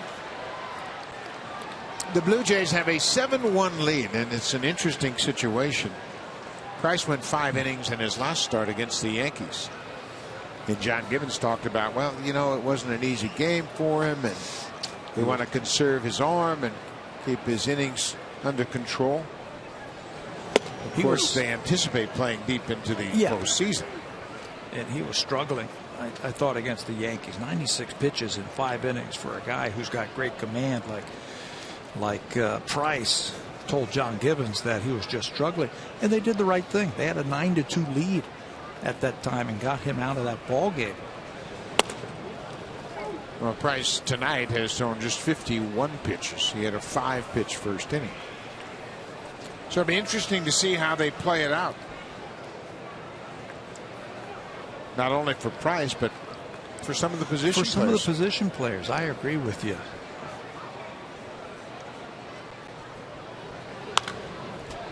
You know, you hate to assume anything, and you certainly don't want to assume that you're going to win a game in the 5th inning. Well, you get a couple more runs, and you know Donaldson's played just about every inning of every game. Encarnacion's got banged up fingers. Bautista has played a lot. You could give some of these regulars maybe 2-3 innings off.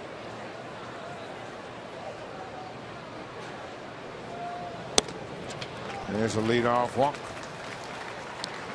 So Price walks the number 8 hitter, and that'll bring up the pitcher's spot. And you can see the pitchers are trying to stay loose down there, and they sense there's going to be somebody working in this game tonight. Yeah, especially if the offense keeps scoring runs. Make things easy. You've got that lead. Go ahead and attack these guys and make them put the ball in play. This is Lavarnway, the backup catcher. He is 0 for 5 as a pinch hitter with Atlanta this season. Lavarnway spent some time with the Baltimore Orioles, signed originally by the Boston Red Sox. Lavarnway is now 28 years old. He's from California, but played college ball at Yale.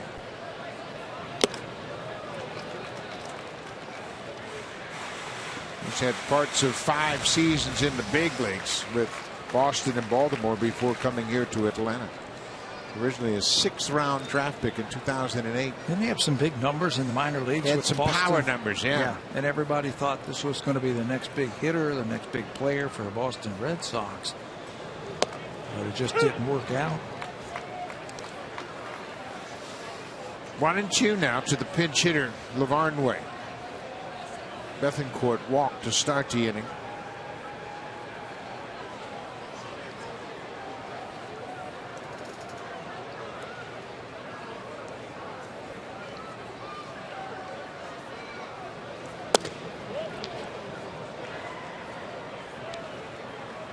This is a perfect night to pitch. It's cool. It's cooled off dramatically at the start of this game. It was 24 degrees, but it's been comfortable ever since the Blue Jays hit town on Sunday night. No humidity. You can still work up a lather, I guess, playing, but you're not going to be melting in the heat.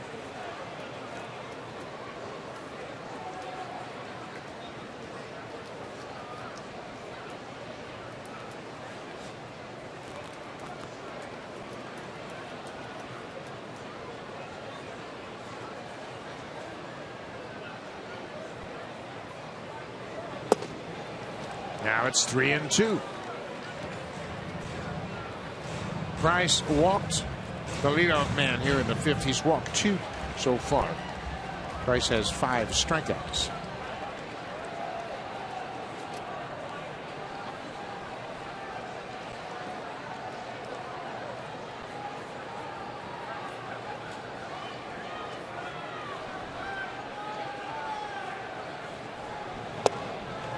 Back-to-back walks, back to the top of the order. Let's check in with Jamie Campbell.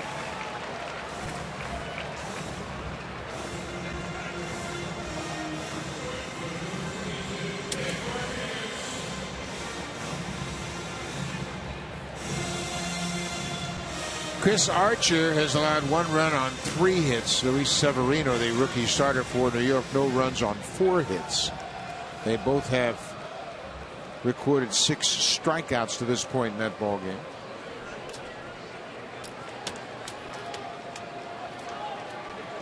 Nick Markakis was robbed of a base hit in the 3rd. He hit one into the hole at short, and Ryan Goins made a terrific play to throw him out at first.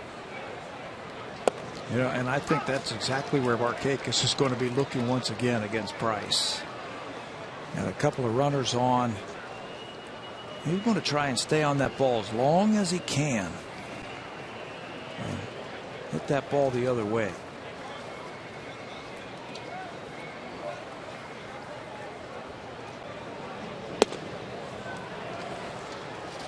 pretty good spot, just down and away. But you're right. I think Markakis understands that Price is going to keep the ball away from him. Well, he's got a 6-run lead, so what's he going to do? He's going to be pumping fastballs in there. And he's probably going to keep it away from Nick, so Nick's going to try and feather a ball to left field.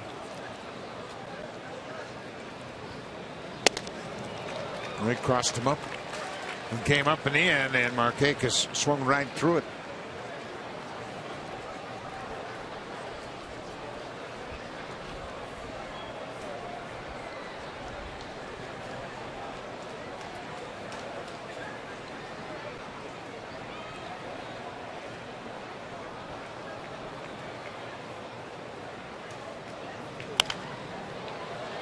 This is where Markakis really digs his heels in. With 2 strikes, he's hit .260 this season. The major league average with 2 strikes is .217. So that gives you an idea how much Markakis is able to accomplish with 2 strikes. He stays on everybody. He's just a good hitter. You know, his power is not there this year. He's had the neck problem. I think that's robbed him of his power. He's only had 2 home runs this year, but he's right around 300. Certainly doesn't help Markakis in the home run department to play in this ballpark. No. This is a big yard. Of course, he spent his first 9 years in Baltimore, and it's a very cozy ballpark as opposed to this spacious field here at Turner Field. I mean, there's a lot of room out there, but it's difficult to reach the seats.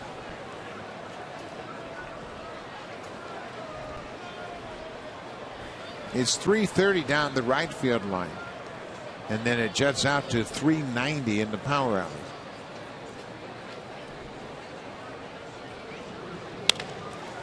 Little flare in the right. This is trouble. Pennington out, and he dropped it. Now he's got a shot at the force at second, and they go to third and almost have him, and they get him. He's off the base. How about that for a double play?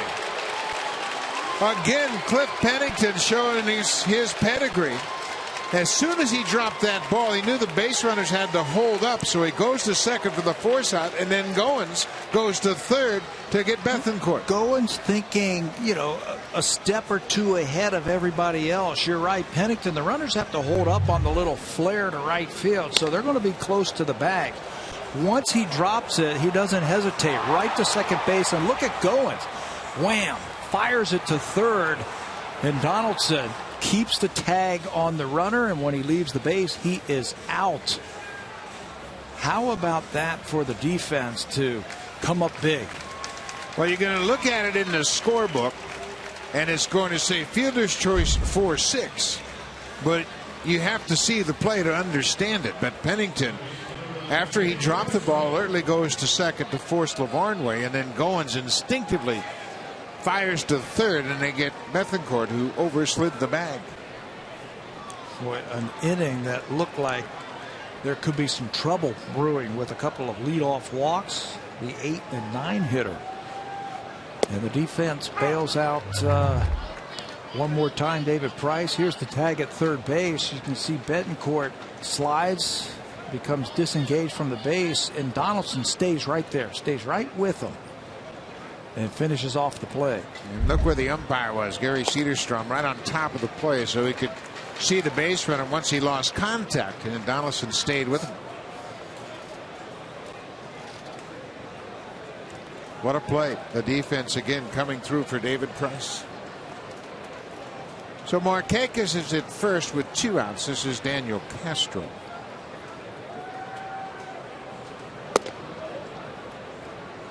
And that just gets Price fired up, I think, right there.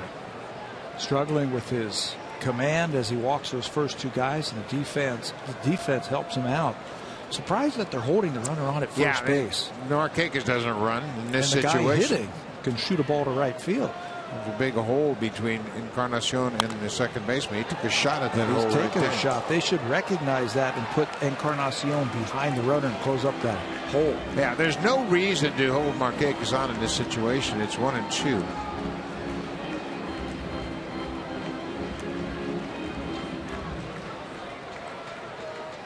Down by 6 runs. I doubt he's going to try and run. He's only had 3 stolen base attempts all season long.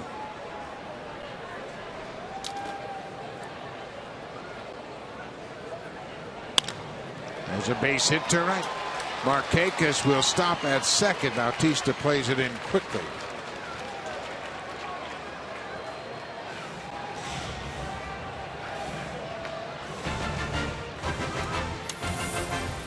The all-new 2016 Honda Pilot, proud partner and official vehicle of the Toronto Blue Jays.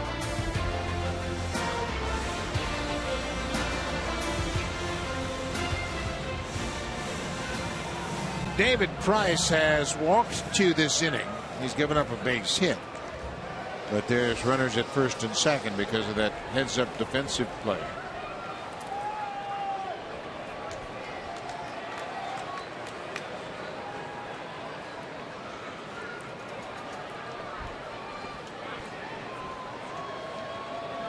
Freddie Freeman checks his swing. Freeman has gone over one officially, had a sac fly in the first. He's responsible for the only Braves run tonight.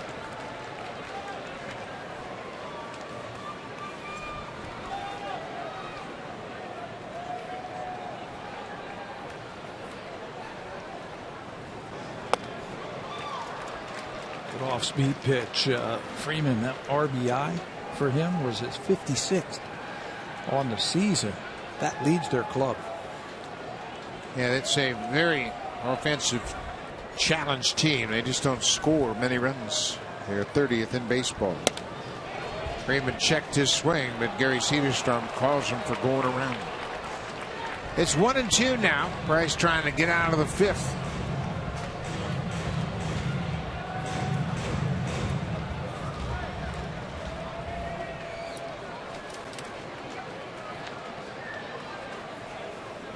The Braves have averaged 3.6 runs per game. That's last in the National League.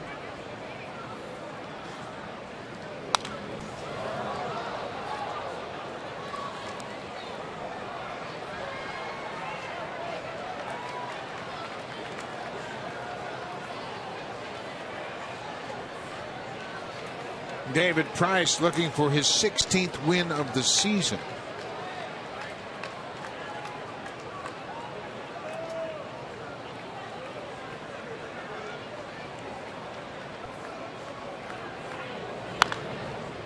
Off-speed pitch, tap foul. Price coming into this game 10-2 on the road this season with a very good earned run average, 2.10. Jake Arrieta of the Cubs has the best road record in baseball. He is 12-1. What a season he's put together. He might be the Cy Young Award winner in the National League. He's going to go for his 20th tonight. Do you think that's one of the criteria when you're talking about aces, that they can win on the road? Yeah, no question about it. Got to be able to win in the other team's ballpark.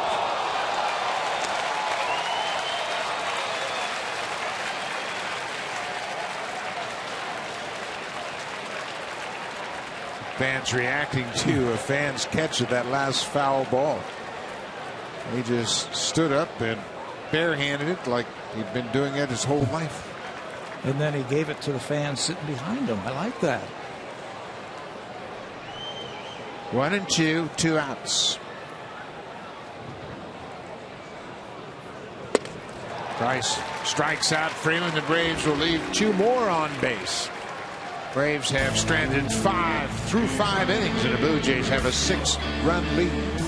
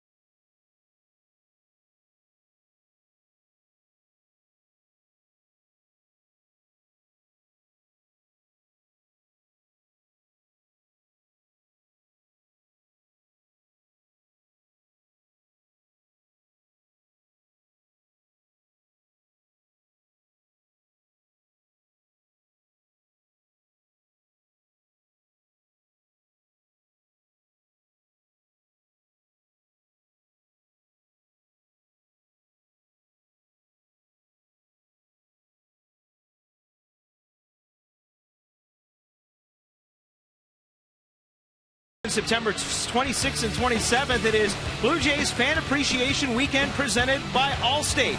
It's the Blue Jays and the Rays that weekend, and what a weekend it will be. Fun in-game activities and prizes to be won all weekend long.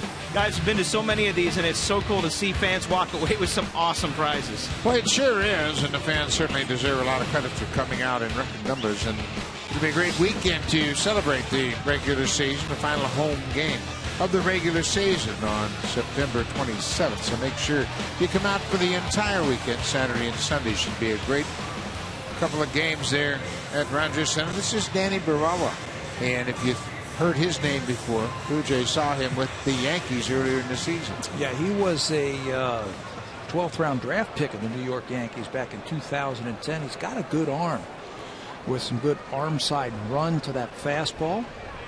He was claimed off waivers in August from the Yankees and put into this bullpen. We saw him in spring training with the Yankees playing the Blue Jays quite a bit in spring training. He's got a good arm. There's the inconsistencies right there with his breaking ball. He's got the good run to the fastball, but inconsistent with his breaking ball in the strike zone. Barawa is the third pitcher to work for Atlanta. Shelby Miller, the starter, went 2 2/3. Breaking ball. Simmons was positioned perfectly in the hole. One down. Well, you're right. The Braves play a different defense than we have seen against Donaldson, Bautista, and Encarnacion. They play Simmons deep in that hole on the left side. I guess that means they're going to throw him a lot of breaking balls, that they're going to pull that ball on the ground in that hole. You can see Simmons now keeps moving over towards the third baseman, and lots of room right back through the middle. In fact, that's where Encarnacion's single went earlier in the ball game. In the third inning, he had a ground ball just right up the middle. Simmons plays him straight away. He makes a play on that.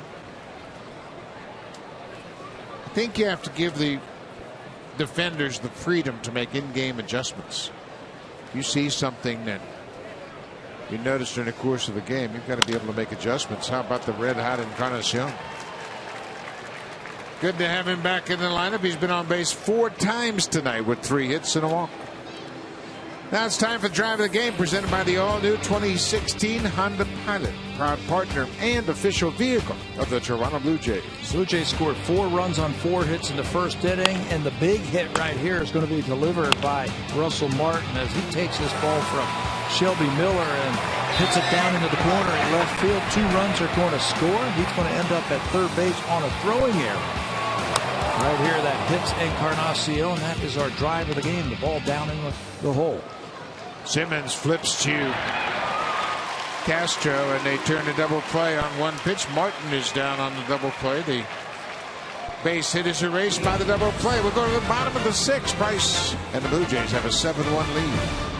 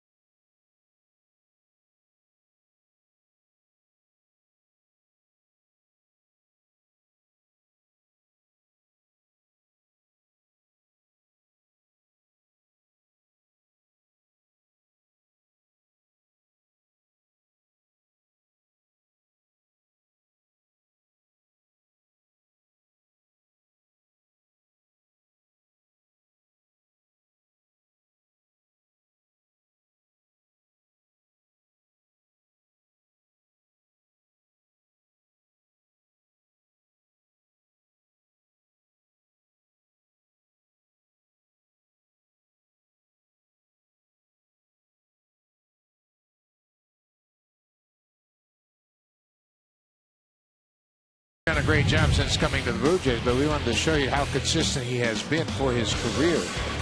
He started out with the Rays, and that's when he was a rookie, made his first big full season in 2009 and pitched to a 318 earned run average. Then Detroit, a little over a year, 290, but with the Blue Jays, his ERA and his whip are the best of his career.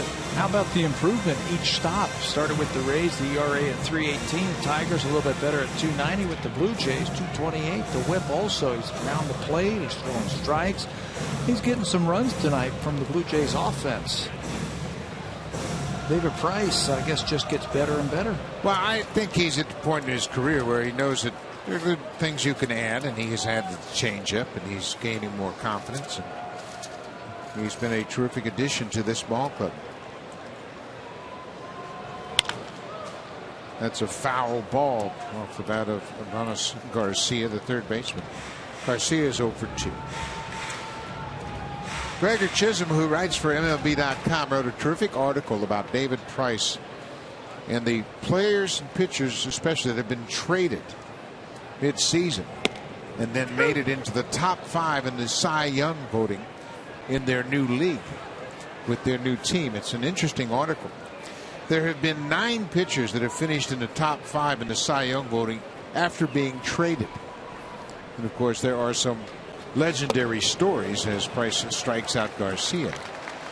Doyle Alexander, of course, went 9-0 after he was traded from Atlanta to Detroit in 1987. He finished 4th in the American League Cy Young voting that year. The great Tom Seaver went from the Mets to Cincinnati in 1977, went 14-3 with the Reds, and finished 3rd in the National League voting. Of course, the all-timer is Rick Sutcliffe, who went from the Indians to the Cubs in 1984 and proceeded to go 16-1 in 20 starts for the Cubs and won the National League Cy Young Award that year. But David Price is going to be in that conversation as well. Price finished 6th last year after going from Tampa Bay to the Tigers. So it's going to be interesting to see how he finishes up this season. But it's an interesting article on MLB.com. Goins in the hole. Swisher doesn't run that well anymore, and Goins throws him out easily. 2 down. Let's check in with Jamie Campbell.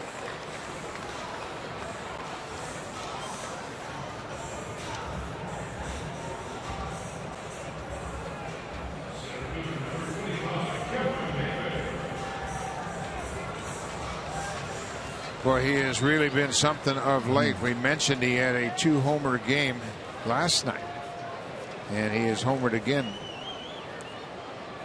Harper has done a terrific job. He came into this game tonight batting .413 with 26 home runs and 63 RBIs in Washington wins. They've had 70 wins this season, and almost single-handedly he was responsible for that. Cameron Maben is tied up. Finish your thought about David Price. He's going to be in the discussion for the Cy Young this year. If he wins this ball game tonight, he'll run his record to 16-5. 16-5. It'll be 7-1 with the Blue Jays, but certainly he's going to be in the conversation. Obviously, in the same league.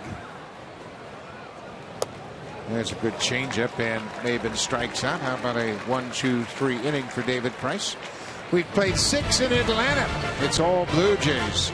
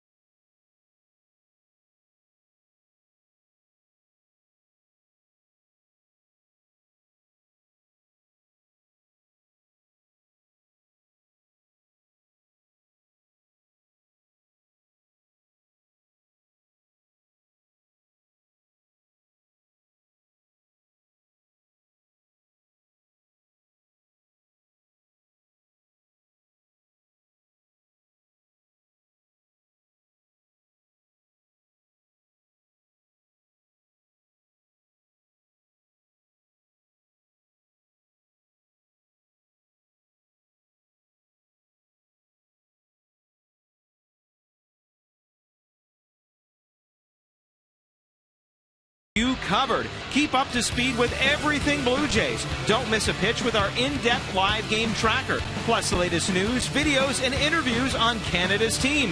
Download the new Sportsnet app today. Buck, if you can't be in front of your TV, no better thing to have with you if you're a Blue Jays fan to keep up with what's going on. Absolutely, an opportunity to take the game with you no matter where you are. So make sure you check out the new Sportsnet app.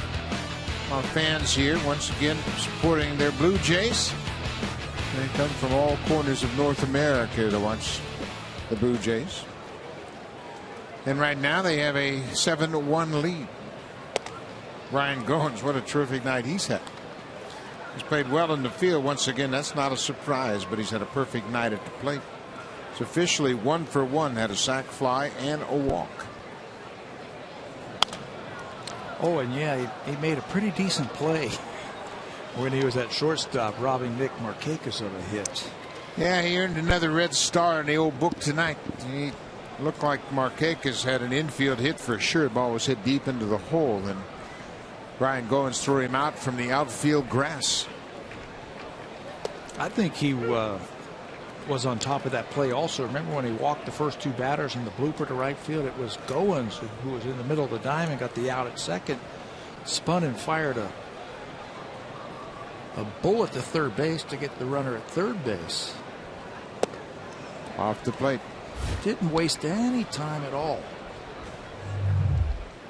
This is the play that you were talking about from short left field all the way across the diamond to get Markakis by a hair at first base. Then they turned to a double play, maybe one of the most improbable double plays you will ever see. Runners at first and second, the pop up off the glove of Pennington in shallow right. He turned and fired to Goins, who got the force out at second, and then Goins in turn fired to third very quickly. And they got Christian Bethancourt running from second to third as he overslid the bag. Yeah, your typical 3-4-5 double play. Runners on first and second, nobody out. And watch the heads-up play by Goins at second base, how quickly he catches it and anticipates to throw to third base, and there's Josh Donaldson to finish it off. I mean, if he hesitates for a fraction of a second, he's safe at third. What an aware play by Goins, because you saw the pivot. As soon as he caught the ball from Pennington, he turned and fired to Donaldson. Pat, I got to tell you, he's having good at bats. He's really having good at bats as he's taking a lot of close pitches, and he's done a terrific job. He worked the walk in the fifth and came around to score. That started the inning. He is walking just a little bit more. They are longer at bats, putting a little bit more pressure on that pitcher. They're controlled swings ever since he made the adjustments with his swing. You just have to keep reminding himself, I'm not a home run hitter. I'm not a home run hitter. Just stay within yourself and just, hit the ball, spray the ball around the ballpark. Another walk for Goins, another terrific at bat. A leadoff walk here in the seventh. This copyrighted telecast is presented by authority of Rogers Blue Jays Baseball Partnership and may not be reproduced or retransmitted in any form. And the accounts and descriptions of this game may not be disseminated without the express written consent of Rogers Blue Jays Baseball Partnership. We are in Atlanta, Georgia. The Blue Jays and David Price have a 7-1 lead over the Braves. Ryan Goins with the leadoff walk. He's at first. And if the Blue Jays don't hit into a double play, David Price might have a chance to swing the bat one more time.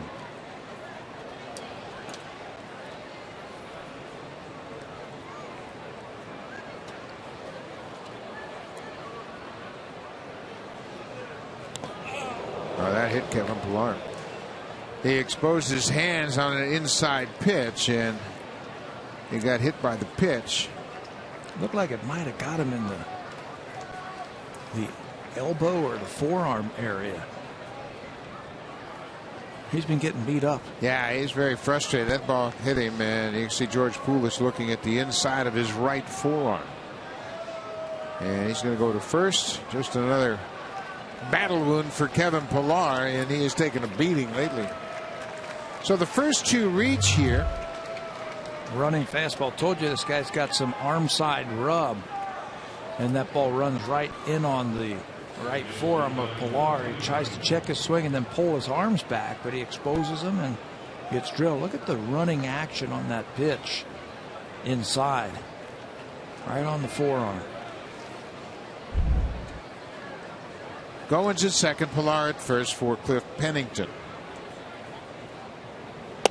He takes the first pitch strike.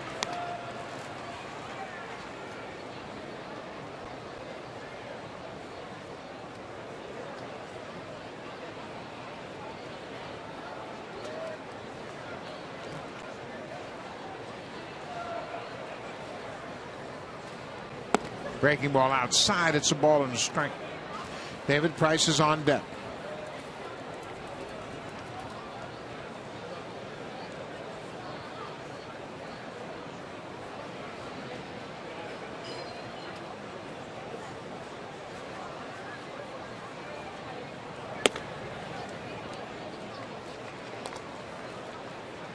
Two balls and a strike. Price has gone 0 for 3. He's had 3 at bats and had 3 ground balls. And he was robbed last time. Robbed of a hit, robbed of an RBI.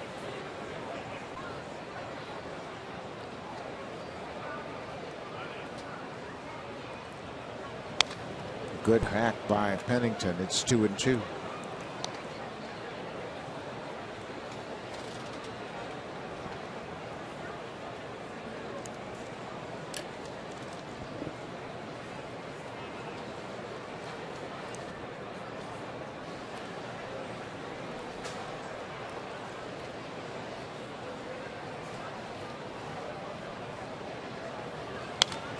Another foul back to the screen. David Price anxiously awaiting his next at bat.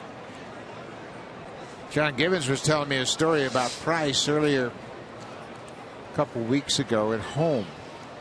Blue Jays video found an at bat with Johnny Cueto and David Price. And Gibbons was saying that Price was talking about his skill as a hitter, and Cueto, of course, a great pitcher for the National League at the time. That's a foul ball just outside of first. So they got the video of Price batting against Cueto when they played it while everybody was gathered in the locker room. And David took a hack against Cueto and fouled the ball off. He wasn't sure where it was. He was looking around for it. And finally, with 2 strikes, he takes a big hack, looks for the ball up in the air, and the ball dribbled out in front of home. And the catcher tagged him, and the clubhouse broke up in uproar. And it just shows you how much the team respects David Price and how much they love his enthusiasm. But Gibbons said it was a great moment, and another example of how close these guys are. 3-2. Some more team unity. Right. It was right after batting practice when the Blue Jays were at home, and they brought everybody in, shut the doors, didn't let anybody in, and say, "I got something to show you right here." Keep hearing about David and what a great hitter he is. Let's show you hit him against Johnny Cueto.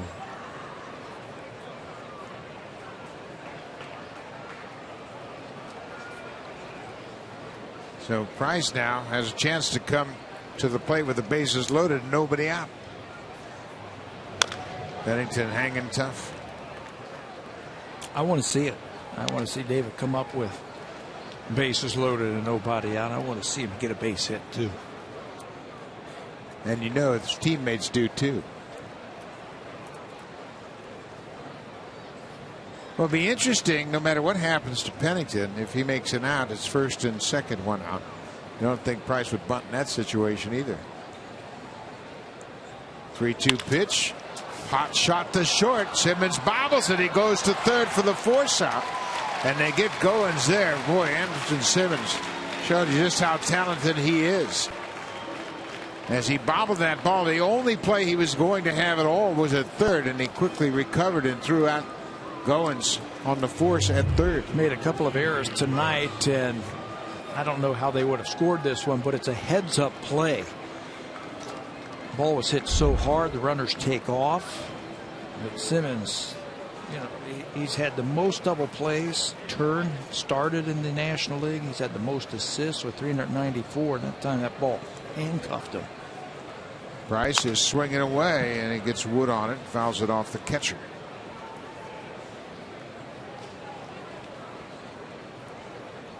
Bethencourt, I think, got a mask full of dirt as that ball hit the dirt, and all sorts of dust popped up into the catcher's mask.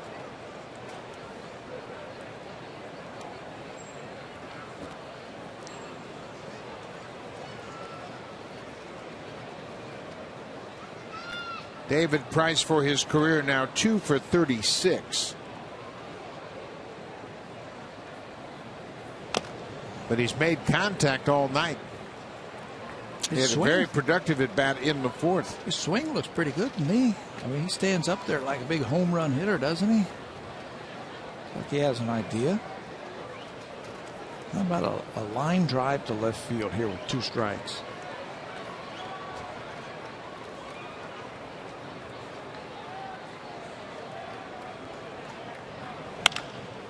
Look out, Louis. Louis tried to field that grounder. Price put the bat on the ball with 2 strikes. He had thoughts of maybe catching it, didn't he? And then he thought better of it. One more time. There's Louis Rivera, the third base coach. The bottom of your screen said no. I think Price hurt his hand on that last swing. And it's his pitching hand. You can see him looking at his thumb. And now Burley, he's got a smile. Look at David. He got jammed on that last pitch, and that hurt his thumb. He's not too anxious to swing again. But he does. Bounces it to short. Simmons goes to Castro back to first for the double play. David Price grounds into a double play. That ends the top of the 7th. We're going to the bottom of the 7th.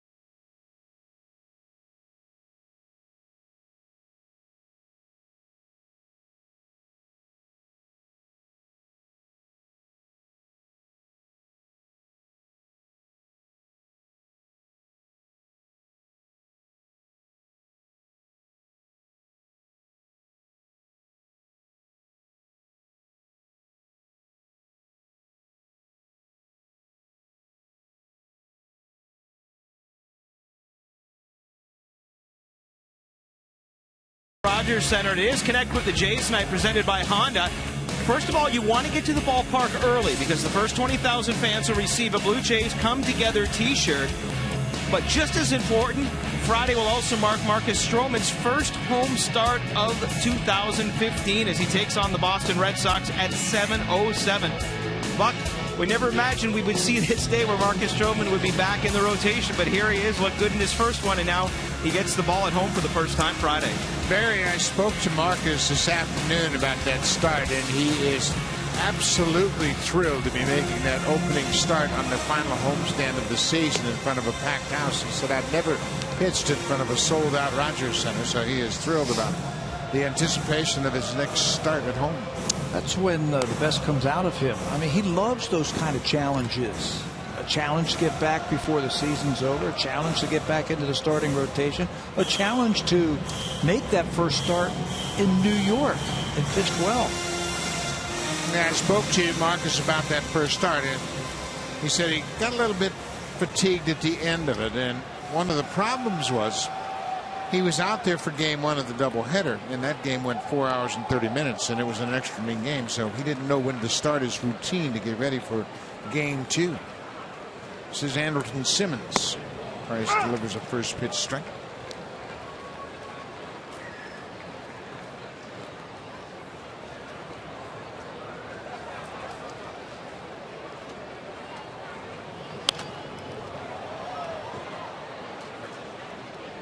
David Price working in the 7th inning. He's thrown just 87 pitches. He's been very efficient tonight. He's got 8 strikeouts.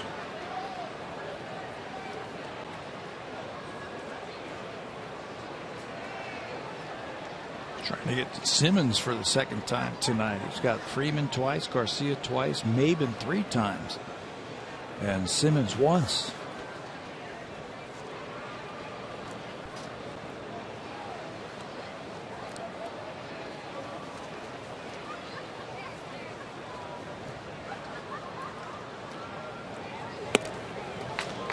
Now he's got Simmons twice, 9 strikeouts for Price.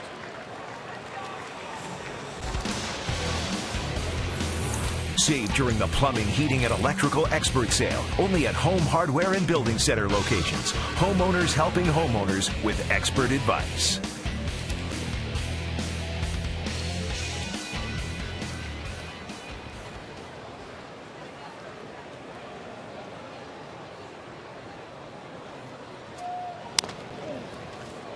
Price now has 212 strikeouts. He is 4th in the American League in that department. Chris Sale has 250. Then Chris Archer, making his start tonight, came into the game with 236. Corey Kluber has 219, and then Price.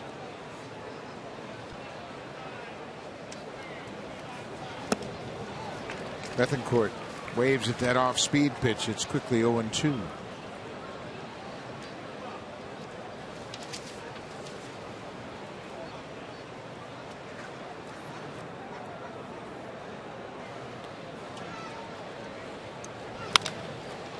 Well, what a nice piece of hitting there. Ball down and away. Bethancourt just stroked it into right. What a night that Bethancourt is having. He came into this game batting .188 with a couple of home runs and 12 RBIs. So what does he do against David Price? He doubles his first time up. He walks his next time up, and then with 2 strikes, how about this?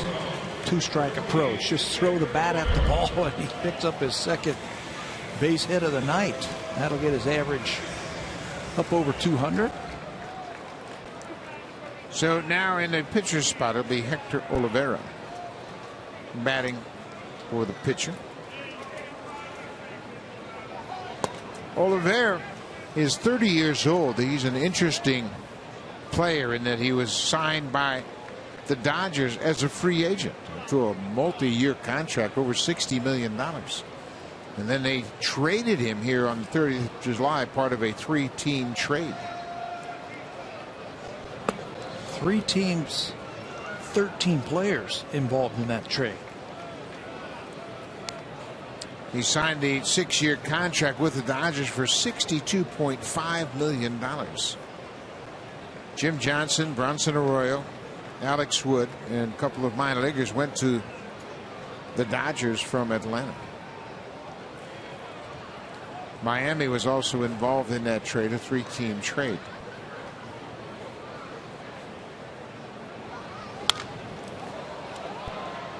He's another one of the Cubans that has been able to make his way out of Cuba and sign a lucrative contract.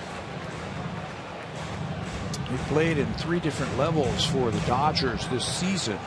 Started in rookie ball, A ball and Double A, and had some hamstring problems. Excuse me, he was in Triple A this year. He swings and fouls it into the catcher's glove. His father was a very prominent player in Cuba as well. In 1980, his father became the first Cuban to hit 400 in their Cuban National Series.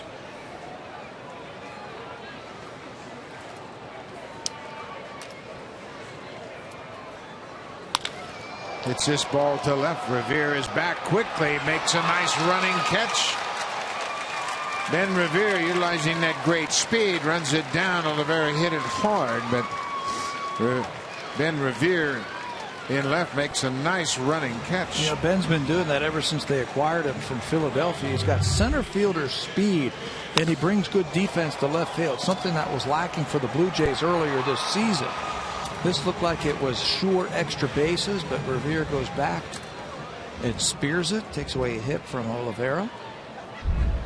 Boy, the Blue Jays have really plugged up some holes defensively. Boy, they sure have. First with Tulowitzki at short, and then with Revere in left, took care of two big worrisome positions in the defensive scheme of things.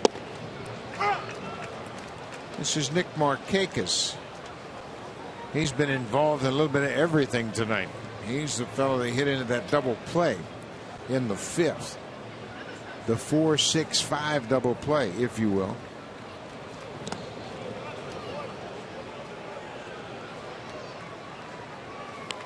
Two outs, a ball and a strike on Markakis.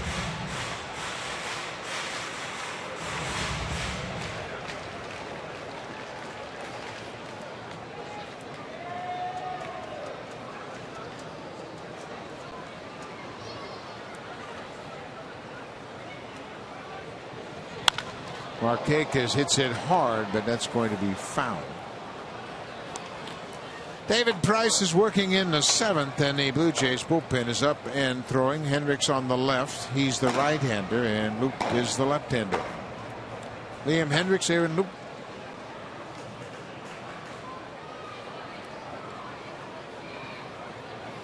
David Price with 9 strikeouts tonight. Is the first pitcher in history with 6+ strikeouts in each of his first 9 starts as a member of the Blue Jays. And that's the aspects we were talking about as a player traded mid-season, how he will fare in the Cy Young voting, and it seems like Price is a lock to finish in the top 5. Oh, easily, I think. If he wins this one again, 16-5, 7-1 as a Blue Jay, probably his final inning. Markakis, he's got a magic wand against the Blue Jays. His 4th hit in the series. Well, David Price was throwing a lot of fastballs early and then started using his cutter and his breaking ball just a little bit more, and he's been painting that corner all night long. He got Freeman twice, Garcia twice, Maven 3 times, and Andrelton Simmons twice. Started using the changeup a little bit more, and that's where he's gotten a few of these strikeouts late in the ball game. David Price doing exactly what the Blue Jays needed tonight. Stop that losing streak, pitch deep into the ball game, and give the offense a chance to score some runs early. Well, the offense got him a cushion in the first inning. They scored 4 runs before Price ever took the mound.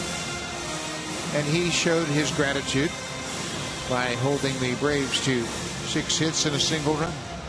Over 100 pitches now for Price.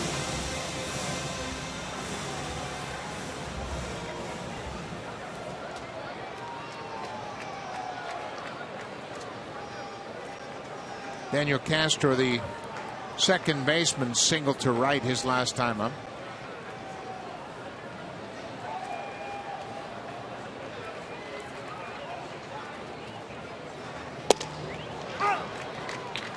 Price probably sensing this will be his last inning.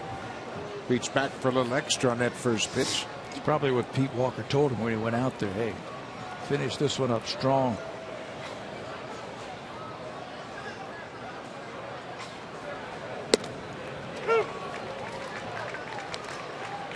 He heard the message. Now let's see you do it. Bautista's pretty deep in right field with Castro at the plate. He looks like he's a guy who just likes to poke the ball to the right side.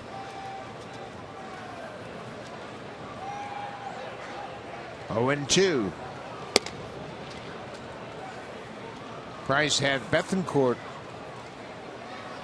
in an 0-2 count, and the Braves catcher stroked a single to right on a good pitch, down and away. Half swing, just threw the bat at the ball.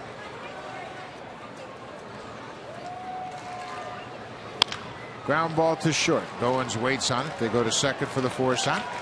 David Price is through 7 innings. That may be his last inning. If so, he's in line for his 16th win. Another good outing for Price.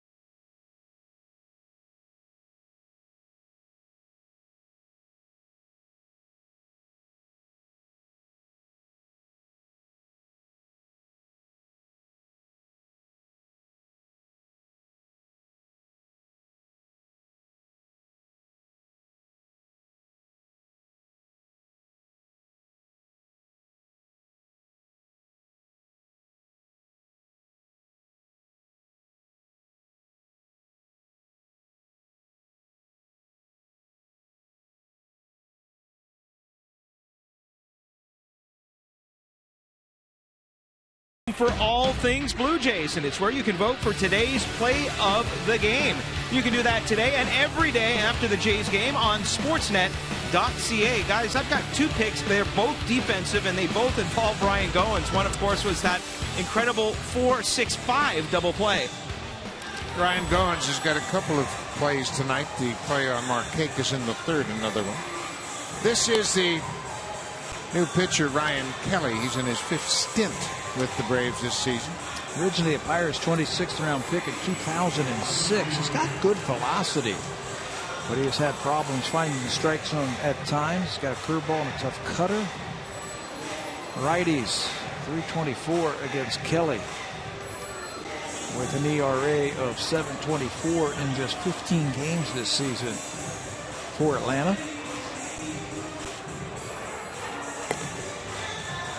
So Ryan Kelly is the third relief pitcher to work for Atlanta here tonight. The Blue Jays have a 7-1 lead. The Jays trying to even this series at a game apiece. The Braves last night snapped their 12-game home losing streak. It was their first win at home since August 24th when they beat the Rockies. Top of the order for the Blue Jays, it's Revere, Donaldson, and Bautista.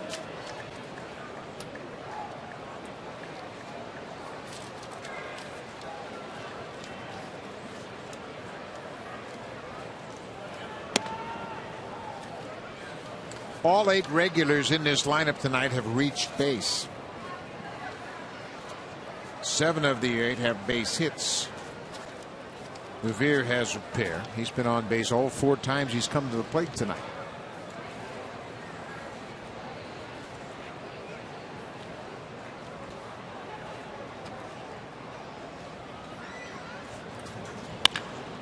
Hits it hard, but Castro is there at second and throws to first, 1 down. Then Revere, another solid contact at the plate.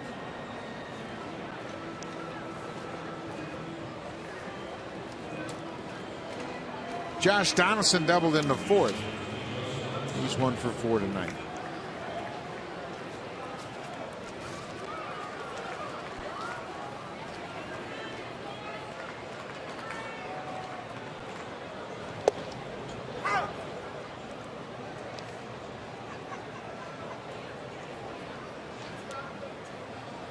Blue Jays have hit 5 doubles tonight.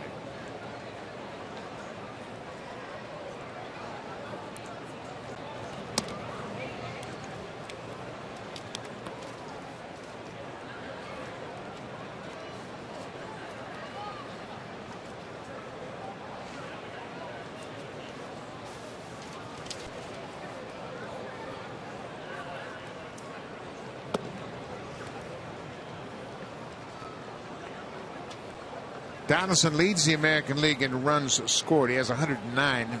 Second is Jose Bautista. He scored a run tonight. He has now scored 99 runs for the season.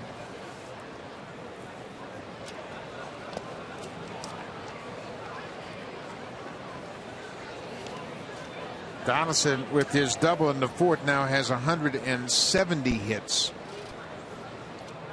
The leader is Jose Altuve of the Astros, came into action tonight with 177 hits. Donaldson is currently tied for fourth with Ian Kinsler. Bouncing ball, fair ball.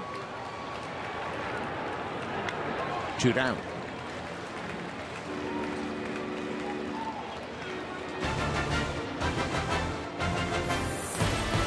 The all-new 2016 Honda Pilot, proud partner and official vehicle of the Toronto Blue Jays.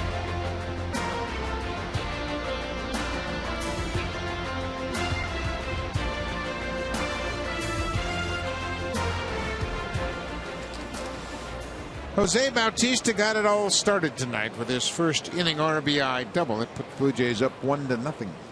A key to a 4-run first inning.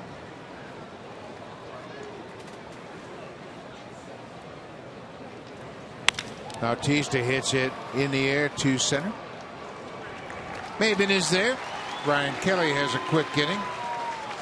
Blue Jays go down 3 up, 3 down. We'll go to the bottom of the 8th, 7-1 Blue Jays. Now it's time for a Blue Jays Central update. Here's Jamie Campbell and Kevin Barker.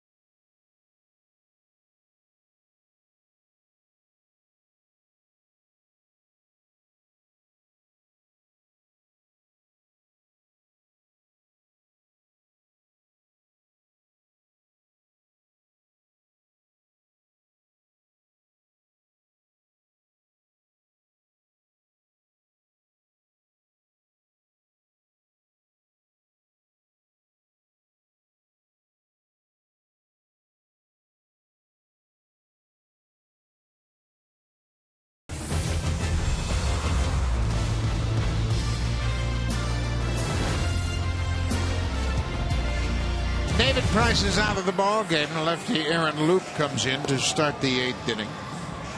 Loup has thrown the ball well on this road trip. He has pitched a lot on this road trip. Starting to pitch a little bit better since he has come back from the minor leagues. It looks like Loup has got that slider back. He's throwing a little bit more sidearm right now. He's made a couple of adjustments, physical adjustments out on that mound, dropping that arm a little bit more. And it's starting to pay off for him, I think. He will get some left-handers in this inning. And so Loopy, Aaron Loup will get the start this inning. Last pitched in New York. He had a no decision, a couple of innings in New York. Freeman, Garcia, and Swisher, the scheduled batters here in the 8th for Atlanta. Blue Jays certainly would love to see Loup regain that form he had last season. He could really be an asset as the second left-hander in that bullpen. There's that breaking ball you were talking about. There it is right there. He felt like he was trying to throw a little bit harder slider earlier on the year, and what he found that he started getting on top of it just a little bit more, and that was really flattening out his slider. He says, I'm a little bit more effective when I throw sidearm, and when I throw sidearm like that, I get the run on my fastball. And that's another thing that he was telling me, that he had lost that running fastball in on the left-handers, like that last pitch.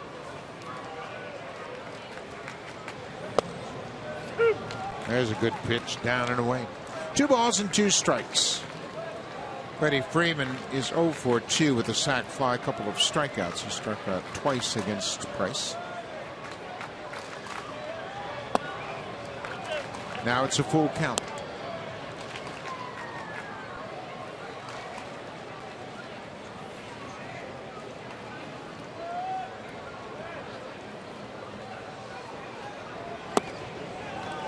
Leadoff walk.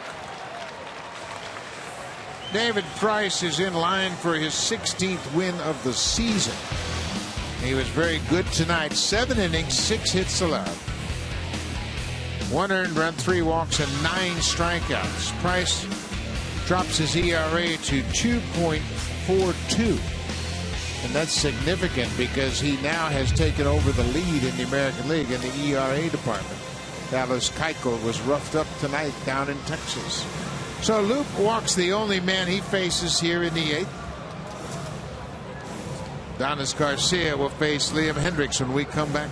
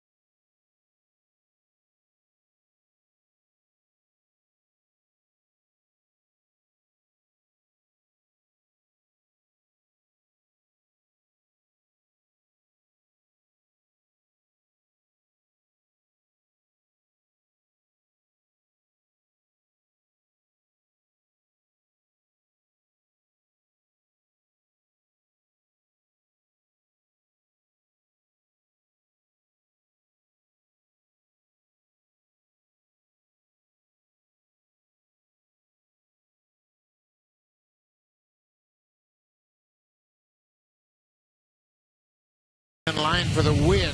He would be improved to 16-5, and he has now taken over the ERA lead in the American League. Dallas Keuchel tonight in Arlington goes 4 2/3, gives up 9 earned runs on 11 hits. His ERA jumps to 2.56. He and Sonny Gray are tied for second behind David Price, but Price is the new leader in ERA. And Keuchel came in leading, and now David leapfrogs him.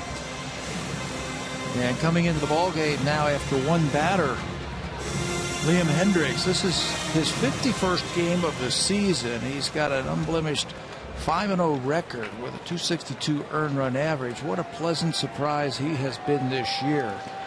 He has only had 10 walks all season long in 58 1/3 inning.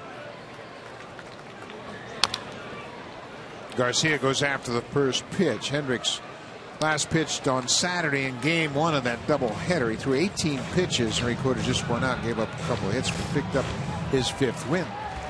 He is 5-0 on the season. He got that win in relief. That was the 11-inning game 1 of the doubleheader. Hendriks picking up the win. Ryan Tepera picked up his first big league save in that game. I think we saw everybody that day, didn't we? Everybody pitching in for a win. 8 pitchers worked in that game. Marco Estrada started it, and then 7 relief pitchers would work. Garcia fouls it back. That's the last time the Blue Jays won a game, so they want this one right here tonight.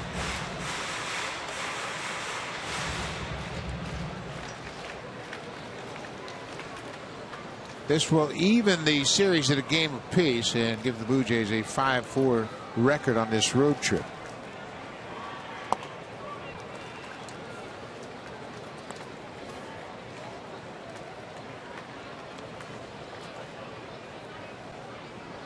John Gibbons, Pete Walker talking about how they're going to finish this ball game.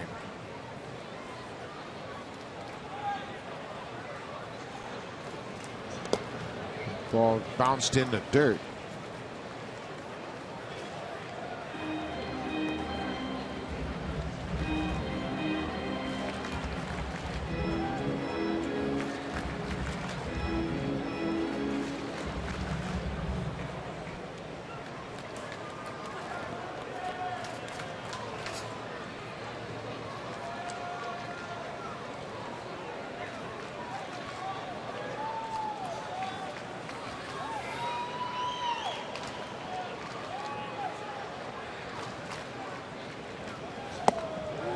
Garcia strikes out.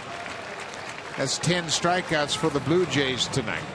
First for Hendriks. And the third time that Garcia is going to go down. Price got him a couple of times, and then Liam with that 2-seamer. How about the running action he got on that 2-seamer? Right underneath the bat.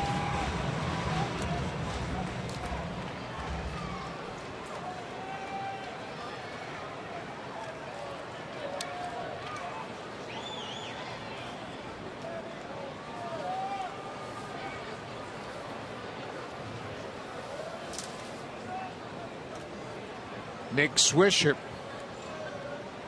batting left-handed for the first time, fouls it off catcher's mask.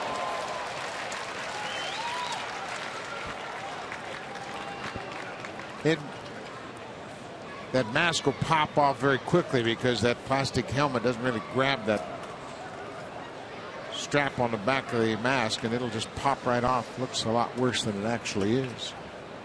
Swisher is 1 for 2 with a walk tonight. You know, you talk about bullpens and expanded rosters. How about last night's game in Los Angeles? Colorado and the Dodgers combined to use 24 pitchers in that game. Of course, they played 16 innings. Played 16 innings. 24 pitchers. And Colorado used 13. All by themselves. That's a whole pitching staff in one game. Swisher strikes out. Good hard breaking ball. A couple of strikeouts for Liam. Well, he got Garcia with that 2-seamer. Now he's going to get the left-hander with a breaking ball. Right underneath the bat. He has come in here and slammed it shut after the leadoff walk.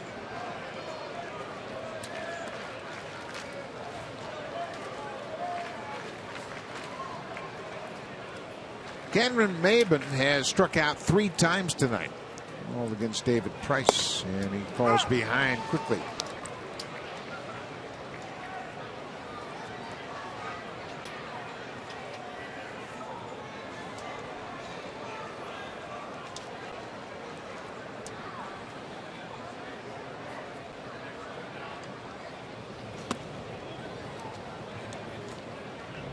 Final game of this road trip will take place tomorrow night. Marco Estrada will start for the Blue Jays.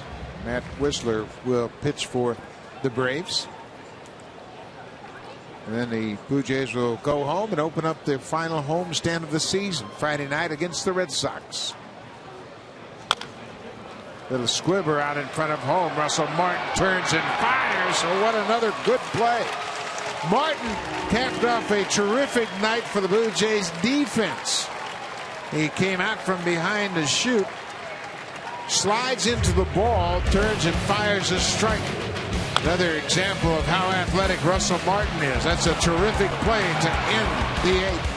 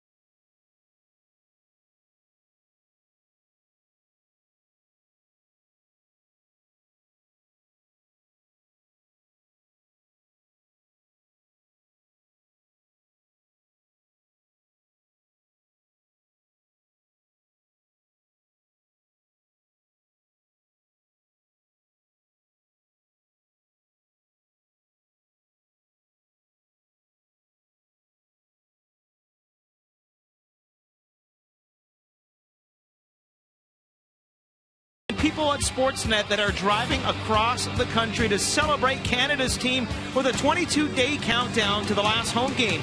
You can share your passion on social media. Use the hashtag 22daysBlueJays and let the celebration begin. And there's some great photos. If you check that out, they were in Moncton, New Brunswick, a bunch of them yesterday. And just a great time these fans are having celebrating the Blue Jays across the country. There's a lot to celebrate, that's for sure. The 22, very significant. It's been 22 seasons since the Blue Jays have been to the postseason, and that's what they have on their mind. But nobody is really thinking about the postseason right now. They're literally taking it one game at a time. I think they're taking it one inning at a time. You know, when you get down to this part of the schedule, you know, there's not a lot of room for error. No, there's not, and it's certainly very difficult to win, especially this time of the season. We saw that firsthand in Boston, where the Red Sox didn't have much to play for. They tended to be the spoiler. They came out swinging, didn't they, in that series? What a night for Edwin Encarnacion. He has 3 hits. He walked. He's been on base 4 times. He scored a run. He has extended his reaching base streak to 43 straight games. He's reached base.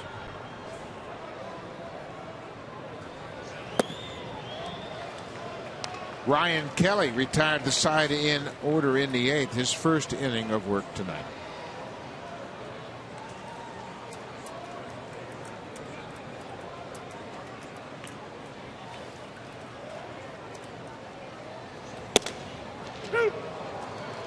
3-2.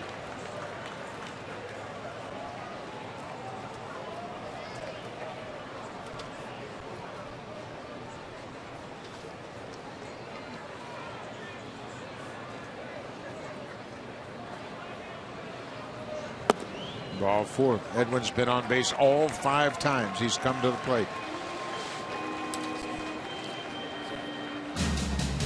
Well, the Blue Jays will wrap up this road trip tomorrow night, and then they'll return to Toronto to open up a 3-game set against the Boston Red Sox. The Yankees will follow Boston into town Monday, Tuesday, and Wednesday. The Blue Jays will have their final off day of the season on Thursday.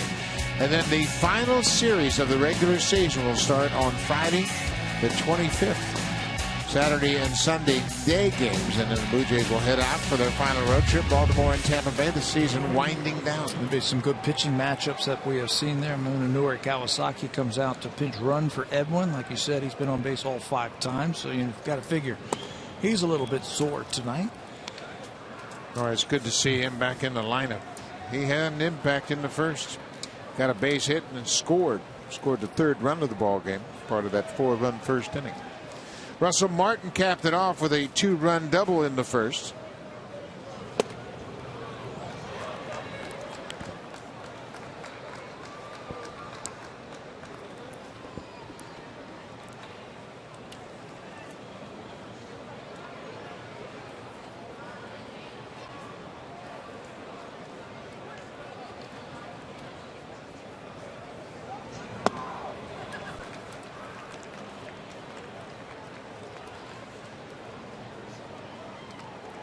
Munenori Kawasaki running at first base for the DH Edwin Encarnacion.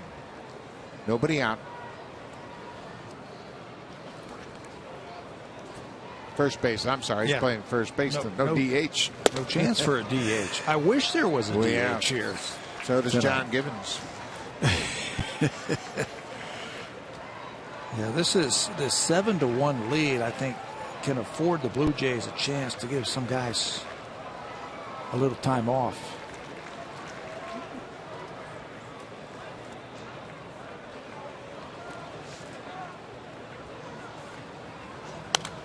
Russell fouls it back in our direction. It's been a long road trip. Remember, the Blue Jays played in Boston. It was hot. They played the Labor Day game in Boston and had some tough games there. Then they went to New York, got rained out on Thursday, played a Friday single game, a doubleheader that went on forever on Saturday. And it's been a grind on this road trip, and you can see the guys are feeling it. Yeah, and they came here and they had the off day on Monday, yes, and then a tough game yesterday. And that was a really tough game, and I thought it was very important that they got off to a good start here against a tough pitcher, Shelby Miller, score some runs early and take some of the pressure off the hitters. And they did that in the first inning. I thought that double header in New York was a grind, physically and mentally and emotionally, for everybody. Yeah, I think you're right. I think it was just a game that took a lot of energy out of everybody. Game 1, that doubleheader went 4 hours and 32 minutes. The game 2 started 30 minutes after the conclusion of game 1, and we had a 33-minute rain delay, and that game went 3:31. There's a deep drive to center. Russell Martin, that's home run number 20 for the Blue Jays catcher. A 2-run home run for Russell Martin, and he reaches 20 home runs for the 2nd time in his career. That was a shot to deep center. He took a really good swing at that ball. Didn't try and overpower it. He didn't try and lift the ball out of the ballpark. He just went with it. It's almost like he let Kelly supply all the power. And Russell now joins the 20 home run club. He was with Bautista and Donaldson and Encarnacion. They all have 20 home. That's the 4th player on the Blue Jays team with 20 home runs this year. Congratulations. 68 RBIs to go along with those 20 home runs, and this is a pretty swing. Yeah, look how free and easy, and there's no tension in that swing. It's a nice, easy swing. He is now one off his career high in home runs. 21 he hit as a Yankee. Goins bounces it to Freeman. One out. Let's check it with Jamie Campbell.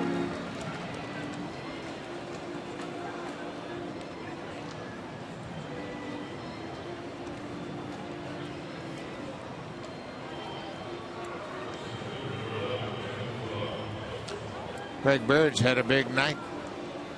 He's driven in 2 more runs. That home run is his 7th home run of the season. That's a nice milestone home run for Russell Martin in his first season with the Blue Jays. A 20 home run season for just the 2nd time in his career.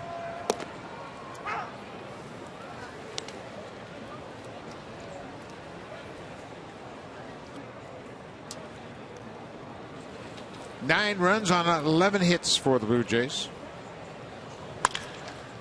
Make it 12 hits. Kevin Pillar strokes it into center. He's had a 2-hit night. Been on base 3 times. He got hit by a pitch last time up.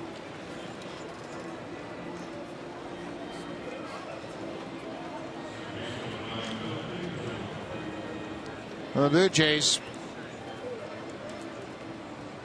trying to maintain their lead over the Yankees.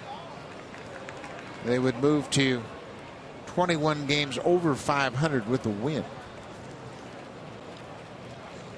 And right now, all they need to worry about is themselves. You know, I don't think there's any chance that they're looking at the scoreboard. No, you don't have to look at the scoreboard when you're in front. Yeah, you just worry about what it says on the scoreboard here, and it says 9-1 Blue Jays. That's all they're worried about. And you know what? I think that's the best way to approach it. Just go ahead and play your game. Take care of business here. Got another game tomorrow, wrapping up the 10-game road trip. With this win tonight, they'll go to 5-4 on the trip. And I think if you'd have said, can you go 500 on this road trip at this time of the year, I think they would have taken it. Boston, New York, Atlanta. Yeah, 3 tough places. Boston's tough. New York obviously is tough. And I know Atlanta hasn't had a very good season, but they're playing nice and loose and relaxed, and they had their 2 best pitchers going against the Blue Jays in this series. So it was going to be tough. Anytime on the road, it's tough.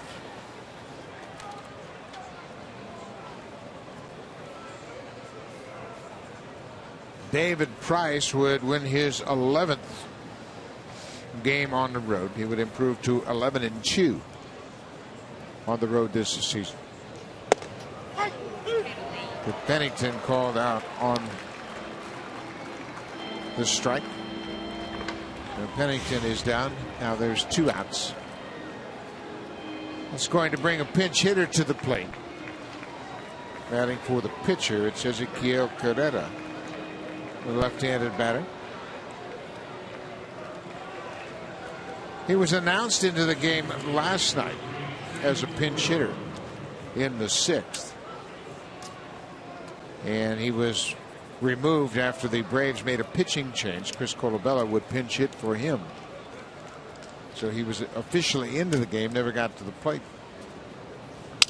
Goes after the first pitch. Freddie Freeman steps on the bag, and the inning is over. We'll go to the bottom of the 9th. Big night for the offense. 9 runs on 12 hits. Russell Martin's had a big night. He's driven in 4 for the 2nd time this season. A 4 RBI game for the 2nd time on this road trip. Russell Martin with a home run number 20.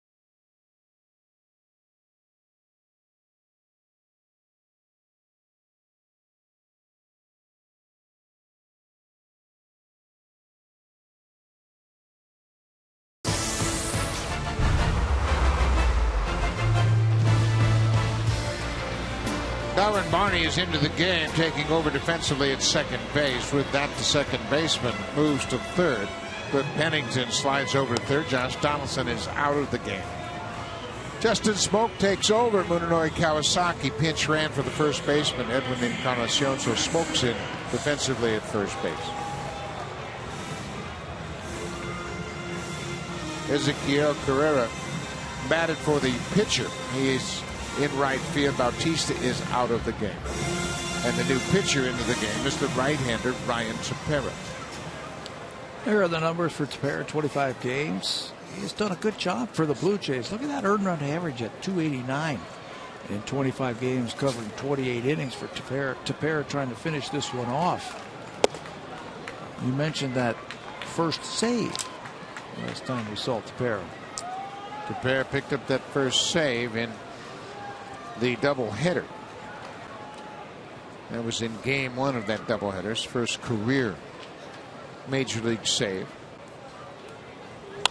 Breaking ball, Simmons fouls it into the seats. In game two on Saturday of that doubleheader, Mark Lowe picked up his first save since 2011 when he was pitching for the Texas Rangers. So he saved game two. So a couple of relievers pick up their first save of the season in that doubleheader on Saturday. Anderson Simmons, the shortstop, is behind 0-2.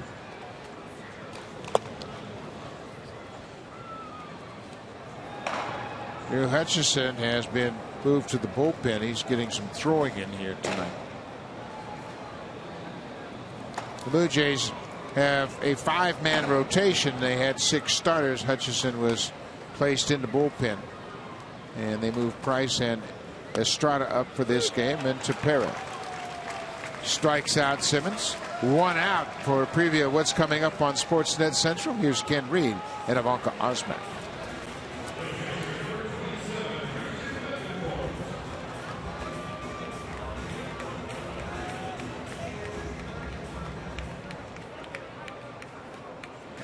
Thank you very much, Ivanka. And that's all coming up after this game. And indeed, Houston, we have a problem.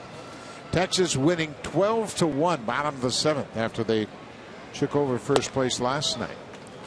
The Cubs and the Pirates, they're tied up at 2-2 in the 8th. The Yankees and Tampa Bay 3-1, bottom of the 9th.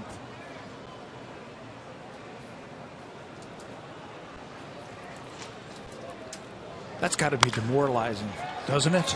If you're Houston, you're in first place by a wide margin.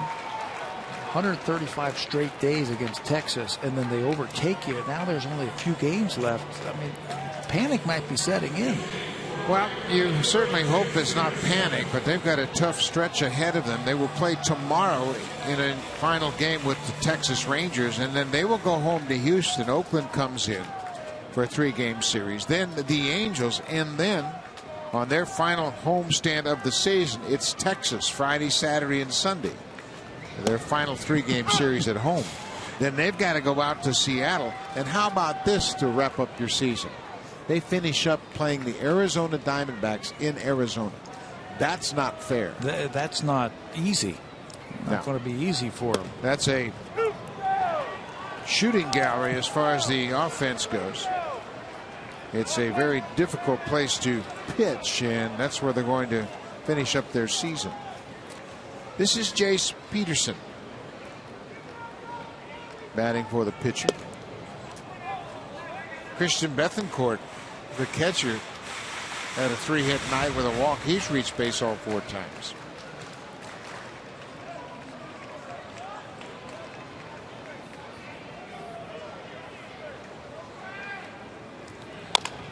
Bouncing ball. Barney will tag the runner and go to first, not in time. Darwin Barney got Bethancourt as he was out of the baseline. He swiped at him. The umpire at second, Ryan Blakeney, called him out for running out of the baseline, avoiding the tag. Bethancourt is out, second out of the inning. Not holding that runner on. As a fielder, you get right in that baseline. So the runner, to avoid the tag, has got to get out of the line, and watch Bethancourt way out of the line. The umpire was right on top of that one, out of the baseline, so he is out. So the Braves are down to their final out Back to the top of the order, Nick Markakis. He's had another 2-hit night, 4 hits in the series for Markakis.